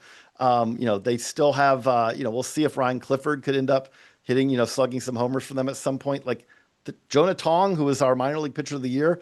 If the Mets are going to go full youth movement, there is the system has gotten better in recent years, and we are seeing some of the effects of that. At the same time, this is more prospects than I expected to see up for the Mets this quickly in the season. But maybe they Mets are in the are- basement, so I guess that makes sense. Yeah, the mini Brewers. That's the Mets for you. The mini baby Brewers.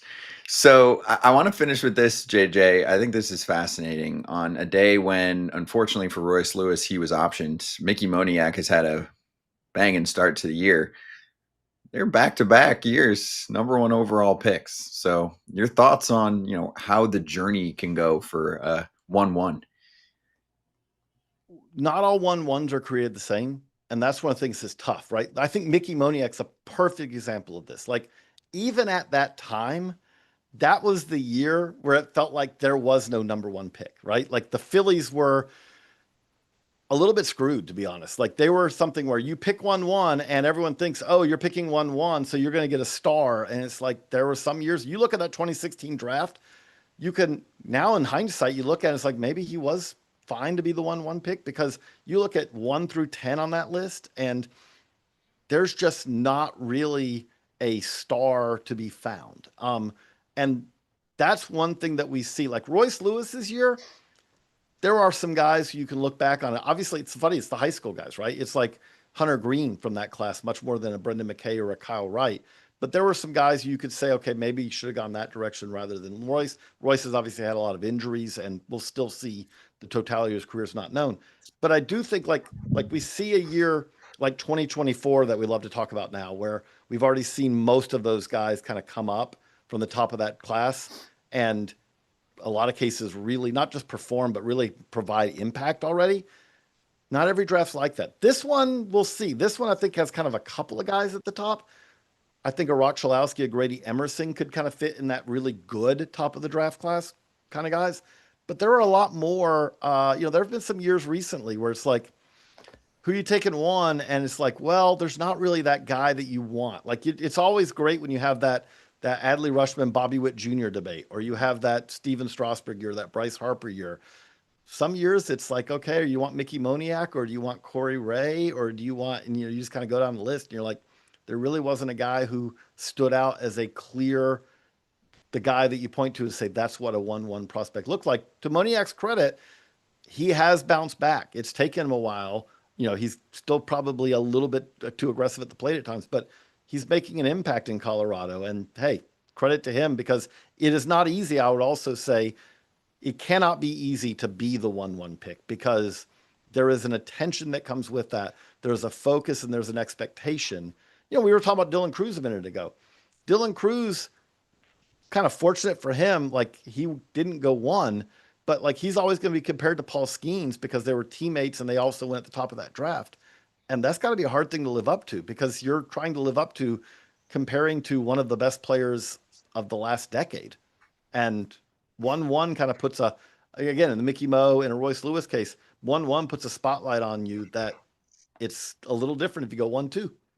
Yeah, right. And if you're not superstar potential, it's not one of those years, then it really puts a lot on you and the team, fans being like, wow, they missed, like you said. And some years you're like, wait, where did they miss? Not 2, not 3, not 4, not 5. You have to go deep down the list to find someone that's a star.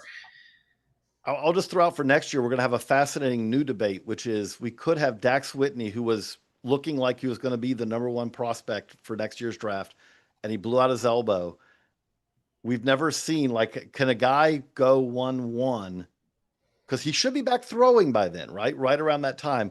But can a guy go 1-1 who hasn't pitched in a official game, in a year plus? That'll be an interesting thing in 27. We don't need to get too far ahead. We still have the 26. If it's about the money, come on. A lot of these they're making the decision based on money. Guys are not going 1-1 all the time because of their 1-1 ability. And that's what I will say, though, is that's where it's struggled to find the examples of, I know we can point to, like with Henry Davis, again, another case of a guy going 1-1 where it's like, no one was like, this is clearly the 1-1 guy. But when a Henry Davis goes, yes, they got Bubba Chandler in that class too. But you never go wrong. The thing I will just say, like I will say for this year with the White Sox, If you want to take Grady Emerson or Von Lackey because you flat out just think they're the best player, they're a better player than Rochelowski, okay, that makes tons of sense if you are convicted by that.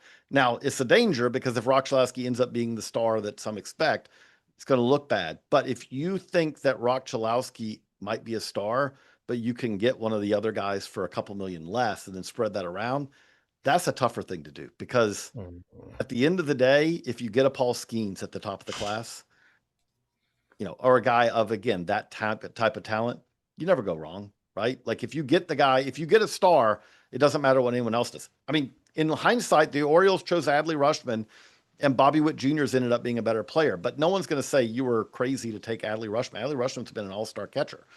Even if the guy who goes after him ends up being better, you still got a guy who was logically the pick at the time because you had this track record of him being a star on a great college team, multiple year track record, athleticism, all that. If you let that guy go because you wanted to save a little bit of money, the example I always go back to is 2005 and Matt Bush. And it's like, if you take Matt Bush with Justin Verlander on the board because Matt Bush is local and he'll sign for less, that's something you're probably going to end up regretting. Yeah, that's a problem. Exactly. I hate the money saving if there's somebody better that is better within the org. There's definitely situations where you're like, was that third pick, the third round pick worth it at the extra cash you were given? We've gone over that plenty of times on Hot Sheet, which is coming up later. JJ, good catching up. Thanks for hopping on with us, man. Thank you, guys. Hot Sheet today, so make sure you check it out. A lot more of the prospect conversation continuing here. We didn't even get to, but we had yesterday on the show some reports from JJ and scouting reports on the password, who's just getting called up here, and Colt Emerson as well. So a lot to hit on Hot Sheet. It's live 3:00 Eastern on their YouTube channel right after our show today.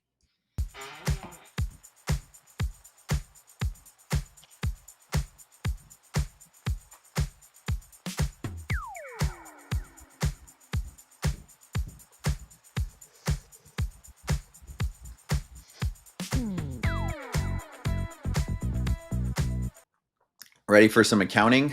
Cash going both ways in the Eric Lauer deal. Shai Davidi from Sportsnet posted the math. League minimum the rest of the way is $550K. The Dodgers are paying about $600K, so about the league minimum for Eric Lauer. The Blue Jays are sending about $2.5 million to the Dodgers to cover the prorated remainder of Lauer's salary. There will not be a player to be named later, so this is just a cash deal. Deal guarantees the Blue Jays a taker for prorated portion of the league minimum. Add it all up, and actually, AJ, many fans are pissed that the Blue Jays handed Lauer and think that he's probably going to help the Dodgers right now. Like it's risk averse because if you throw him out there in general, I guess they were thinking no team was going to pick him up for the league minimum.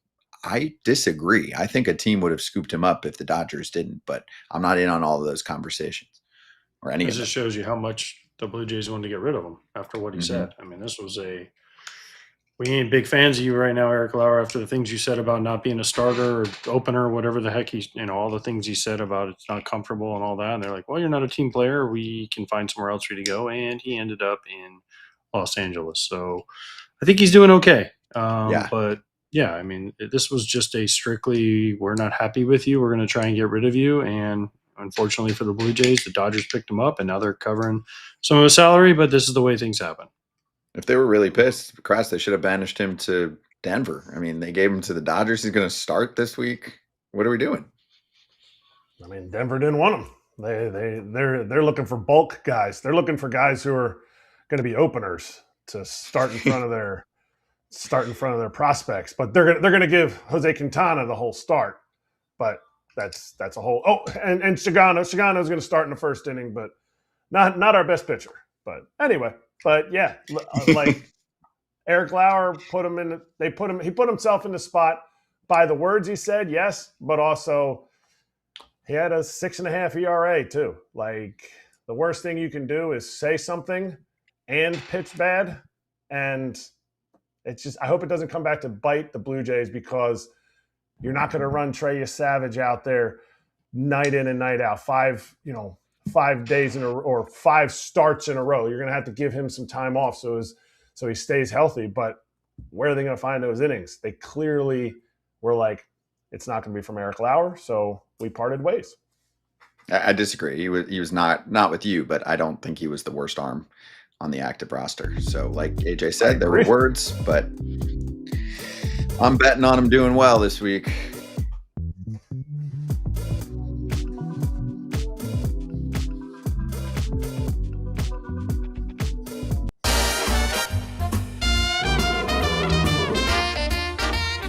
BetMGM Locks. Kratz, I was watching Reds Phillies, and I'm like, damn, if the Reds bite back and get one more, then I'm losing, because then it would be 5-5. So thank you to Durantula for closing out the win for a Phillies team that can't lose anymore. That was a 5-4 contest. The rest didn't happen. AJ really going for it lately with some big boy parlays. So there's your updated money bags. AJ, how are you getting on the board? Because your parlays, I don't know, bury the lead here. They haven't hit lately. So are you going parlay still, or are you going with a single bet? Of course, parlay. I'm going over 7.5 in the White Sox and Seattle game, and I'm going over 7.5 in the Baltimore Tampa Bay game. That's it. Nice. That's plus 264, by the way. Okay, there you go. All right, so some run scoring action in those two. Yeah, Tampa Bay scored a ton yesterday. Even the Orioles almost did that much. 7.5 is a low number, by the way. Yeah, that's Bradish against Griffin Jacks in that one, because I was looking at that one. Who you got on the White Sox side? Do we know? Bryce Miller making his debut, and I think it's second start. Bryce Miller's Anthony second start. K. Yeah, sorry, and then Anthony K for the White Sox. Okay. Yeah, I can see some run scoring action in that one. Kratz, what do you have? I got two teams that don't score many runs in the Guardians. I know they did last night against Framber, but the Guardians are throwing out there Parker Messick, and the Tigers, who haven't been scoring very many runs, are throwing out Kiter Montero, and I'm going under 8 for this game. I see more like a 3-2 game, 3-1 type of game, and that's paying minus 115. So put down 115 to win 100. Nice. I'll put down 118 to win 100 on the over with the Giants and the Diamondbacks tonight. I think the Diamondbacks are going to start to find it here with their offense, liking some numbers from some guys that are starting to swing the bat a little bit better. Same thing with the Giants. Overs cashing in the last 3 games for them. They got smacked yesterday by the D-backs 12-2, but I think there'll be some scoring in that series. And Ryan Nelson on the mound. I know he had one good one mixed in, but he's been really tough at home. 9+ ERA, tough as in bad numbers. Yeah, a lot of homers. Rupp, or whatever you say his name, who he's good on San Francisco, but not as good this month. So I just added it all up. I think there's going to be some runs in that one. So I'll go with the over. Hey, we contribute to the Roar blog online, the BetMGM Roar blog, and the latest article is up if you want to check it out. We talk about big name bounce back candidates, and we've done this as a who's starting off slow, but pick one of these 3 guys that we wrote about: Ketel Marte, Austin Riley. Jose Ramirez, I know, is a little trickier, AJ, because it's not like his numbers aren't terrible. It's just he's putting up all-star numbers and not top 5 MVP numbers in the first quarter of the season. And that's considered a bad start for a Hall of Famer. But thoughts on, if you had to pick one of these 3 bouncing back to career norms, which one do you like best? I'm going to take Austin Riley. I just think in that lineup, he doesn't have all the pressure on him. And I think that he started to, and as soon as he starts going back to right center, he's been injured. As soon as he starts going back to right center, he's going to be really, really good. And, with Acuña coming back, the tension's there. Olsen, Drake Baldwin went on the IL, but he's been really good. Michael Harris has been better. Albies has been better. Kim, Yastrzemski, and whoever else they put in left field has been good. I just think that Austin Riley's, they're playing really well. He's flying under the radar, and at some point he's gonna elevate. Let me go. Jose Ramirez.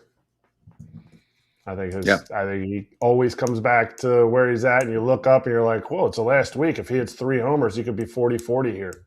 He's still stealing bases. He's somehow teams still pitch to him. Why? I have no idea, but they do. The offense is a little better for Cleveland. That's part of it this year. They're at least right now, a little bit. At least right now, you got there the are a few more Lauder, bright spots. Manzardo, they're hitting. Rocchio's having a good year. Yeah, there's a little more there. I know. Rocchio's hitting 9s for him sometimes. Like, there's no consistency in their lineup. Like, what's he gonna do? Set the table for Hosey? Like, anyway. That's fair. Yeah, it's certainly a tough look sometimes for their offense, but it's better this year. They beat up the Tigers yesterday. Okay, if you'd like yourself a little odds boost token, BetMGM's the spot. You can score a bigger payout. They make it very easy, nice and clean on the app. There it is. Apply boost. You flip that over. If it's the right bet to get things started with your week, just add any MLB bet to your bet slip, activate the token, lock it in. If your bet hits, you're cashing out with a bigger payout. Gambling problem or concern, call 1-800-GAMBLER.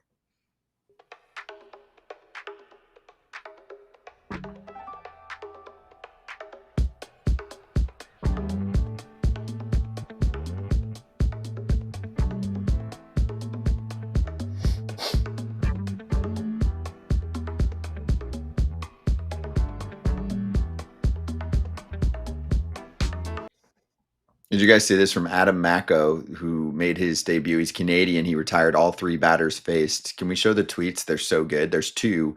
One, both of them have to do with him essentially blacking out throughout the entire evening and not really recognizing the situation at Yankee Stadium, getting the call. So here's one quote from him post-game. My knees were weak when I stepped on the field. The lights went out, and I was like, this is a cool entrance. Is this for me? Why are they doing this? I'm on the road. It was amazing. I honestly blacked out for a lot of it. And there's one more. This is before the outing. He heard someone in the Yankee bleachers screaming his name over and over as he warmed up. So he's like, it's a fan taunting him. No big deal. He looks up. It's his high school baseball coach. That is just too good. AJ, like, he was in another world. He was on another planet the entire night. Yeah, this is what happens when you make your big league debut. You don't remember a whole lot of stuff. So until you look back, there's a lot of times where in your big league career, you're like, man, I wish I remembered more about this or that. So enjoy it.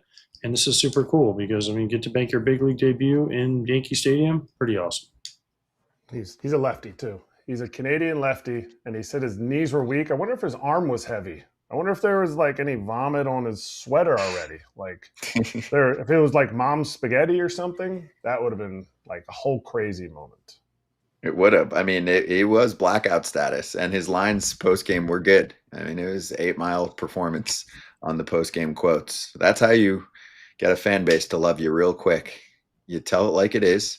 You're Canadian. Or you get the lefty, 3 outs against the Yankees. and that. You helped preserve the lead, but ultimately Jazz hit a homer off the foul pole to win it 7-6 for the Yanks in the first of that series, but should be a fun one. Anyway, coming up next, we're going to do a little That's What He Said. It'll be somewhat quick. We'll get to one quote from the Brewers manager who leads the league, and That's What He Said appearances.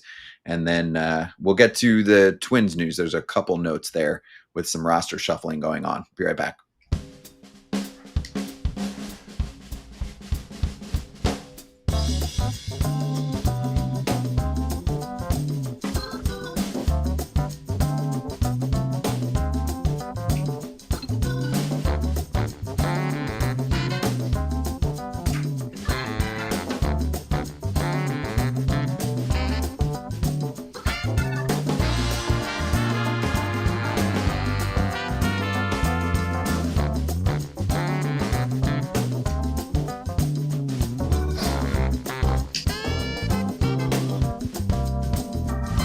Yeah, that's what he said. That's what he said.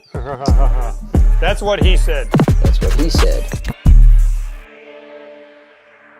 I mean, we know how these series go. You know, you erase it and just keep going. It's not necessarily a game where they're going to ever be intimidated by guys. They don't even know most of our guys' names, you know what I mean? So they're never going to be intimidated by us, but we're not looking for that. We're looking for just turn around and play good again, and for us to, you know, it's a long season. You know, we're 45 or 46 games in, and it's a long season. So we're just looking to continue to improve any way we can. And I'm proud of our guys. Like I've said all year, I trust these guys, but we got to get better. There's no question.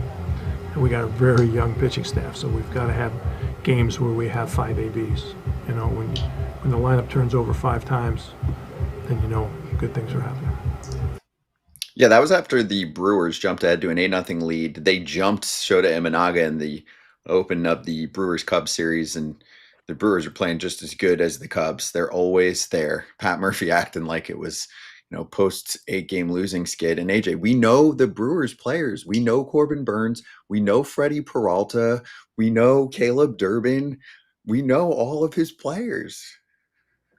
Look, this is just Murph trying to motivate his guys and keep everyone. Oh, this is perfect Murph. This is his average Joe's underdog story, the whole deal. The big bad Cubs with Craig Counsell, and here we are, the lowly Brewers. This is classic Murph, and I love it. I mean, he plays this up better than any other manager, any other coach in the big leagues, and it's pretty awesome that he can keep doing this. He keeps going to the well, and it keeps working because every time I hear it, I just laugh. And so, good on you, Murph. Murph, they know Kratz, who like- they are. They know who they Yeah. are. Sorry, Scott. They know. They just spent the last 3 days advanced scouting them. They watch baseball. They're not just coming into town going, gee, I wonder what team. I know we're back in Wrigley right now. We love playing in Wrigley. I wonder what team we're playing. Who's that guy? Jackson, what? Is it Jackson Holiday? Oh, no, Jackson Churio. Christian Yelich. He had one off the scoreboard. Let's see. Who else can we throw out there? Like, they got 3 center fielders roaming around in Wrigley Field. They know exactly who is out there. They know they're facing Mizorowski tonight, who punched out 8+ in his last 6 starts and like 9 more than 9 in whatever many starts in his career. Like, yes, they know. They know who they are. That's my thing. Is you played for them? Are they sitting there like nobody Not a knows who we are? You just named guys that are actually household names: Christian Yelich, Contreras, Miz. Now with what he's done the past year and a half, there's enough there for people to know. Churio for Do people sure. Do people respect the opponent that you're playing? Yes. Are people feared of your? Are you ever fearful of your opponent? No. No. Maybe I'm wrong. Maybe AJ can tell me I'm wrong. But you're never going. We got no chance. The Miz is throwing tonight. No, you're like, give me a bat. I'm gonna try to hit that too. Like, I get it. You understand what guys have done, but nobody's intimidating anybody. Like, ooh, he threw inside. That guy's so intimidating. No, that's not the game. I mean, maybe that's how they played it before, but that's not the game we're at now. Nobody's intimidating anybody. The Dodgers aren't No. intimidating anybody. Miz is a jolly green giant. AJ's 6'7", happy-go-lucky, Pokemon collecting, neighborhood Spider-Man. Yeah, I mean, he throws 104. It's awesome. But, I mean, the Brewers are a good team. We knew this coming into the year, and they beat the Cubs last night, and we'll see what happens today. But the Cubs also lost 2 in a row to the White Sox, so go White Sox. And they lost to the Cubs. The Cubs lost last year in the playoffs to them. They know who they're playing. Yes, Brewers are good. In conclusion, back with Slap. Slippy slappy.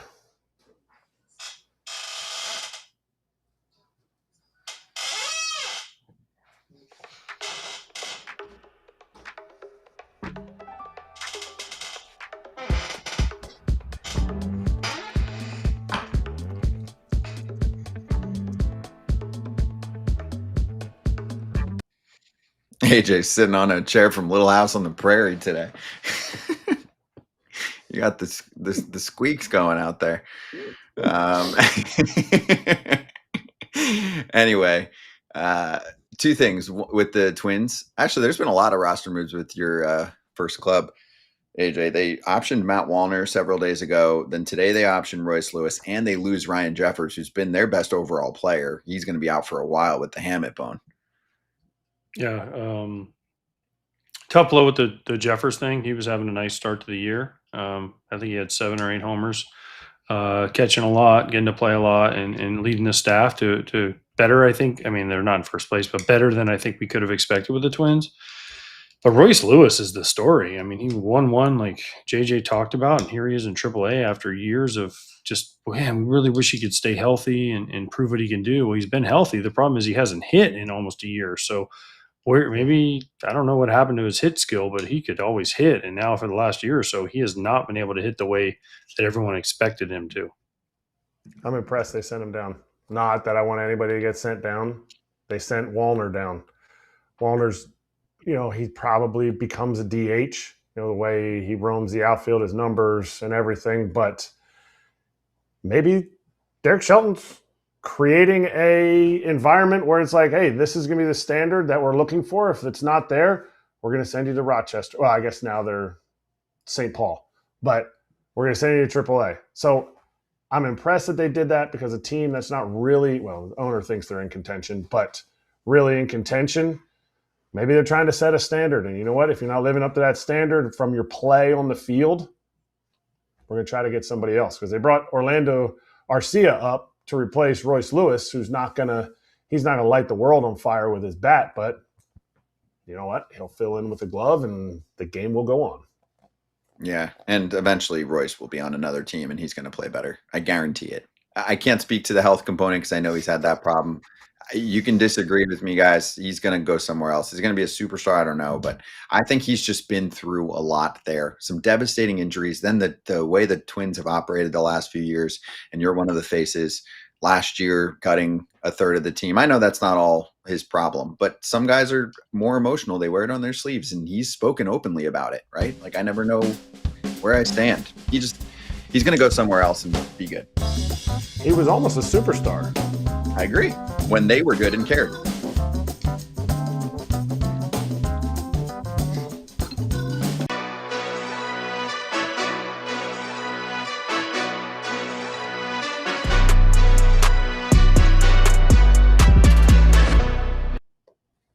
Let's slap. And then remember, we'll be on for a few minutes online afterwards. What's going on here? AJ, if you were on the Fox broadcast and you saw this guy just start working his way towards Tarps Off, but really having trouble getting there. Oh, this is what people do when they win autographs. They wear everyone's jersey, so they can say, "Hey, look, I'm wearing your jersey," and he had to figure out which one he was on, and he finally ran out. I mean, that's got to be hot. I'll tell We're my out of story time. another time. You can tell it in the next term here. A good one.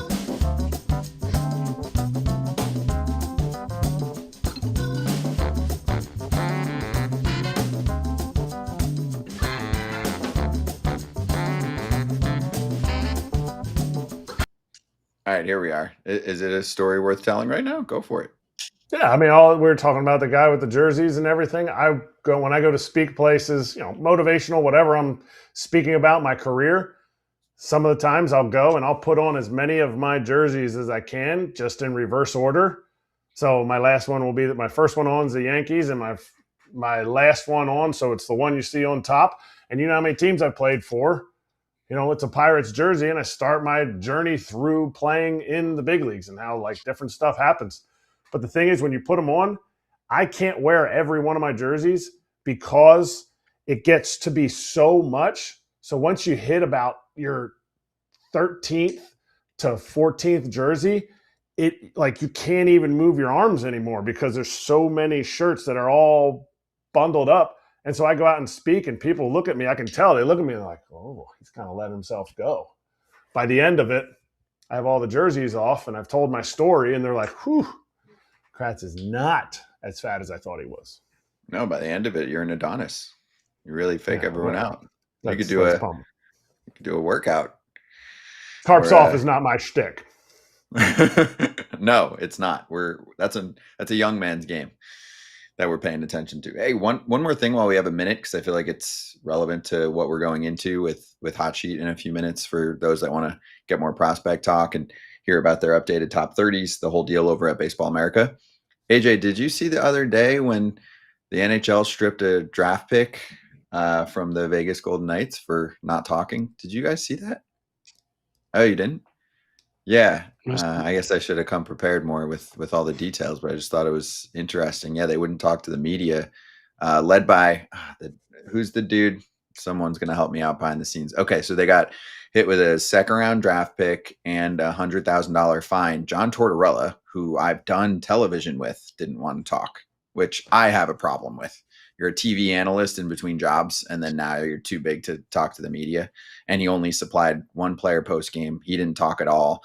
And most people were like, hey, we're the fans. We want to hear from the freaking players and the coach after a playoff game. There were some that were like, oh, we don't need the media for that. Oh, well, where are you going to get the post game answers? You think he's going to go like this? Hey guys, Torts here with my post game report. Like, you don't get anything from them unless they speak. You might not like every single question, but I thought it was disgusting for him to just be like, yeah, I'm sorry, I'm too big for you guys. And good for the NHL for smacking a second round pick loss on them. That's a big deal. Absolutely. Padres. I was just trying to figure it out. Which teams You got a don't cold? talk? I have a cold. Yeah. Mm-hmm. You got nothing for me on that, AJ? I thought it was cool. I mean, good for the league, but I mean, kind of crappy on the Knights for not talking. Right. I But don't I'm know. saying, like, if you were commish, right, and that problem occurred, you come down hard, right? No, they did. I thought it was good. I mean, It thought it was. sets a thought it was solid precedent. thing. It sets a precedent. Like, you should have to talk to some extent. Maybe if you give just brutal answers, but the NFL sets it up incredible. They have guys available all the week leading up. And I get it, they play once a week, blah, blah, blah. But they've done a great job. And, what league is the most accessible and most well advertised? Ba, ba, ba, ba. And NFL. most profitable, NFL. They know what they're doing. NFL, then NBA, every player has a show and all of that. You can like or hate that, but you got a lot of info from them. They appealed the Knights, and the league said, yeah, beat it. You got to talk. They won to move on to the conference championship series, and they wouldn't talk. It's ridiculous. So, dork of the week, actually, I'm going to suggest to Ken and Alana on Thursday. See you Wednesday. We're a baseball show. Come on, Scott. Wanted to relate it to baseball. Hot Sheet on Baseball America's YouTube channel. See ya.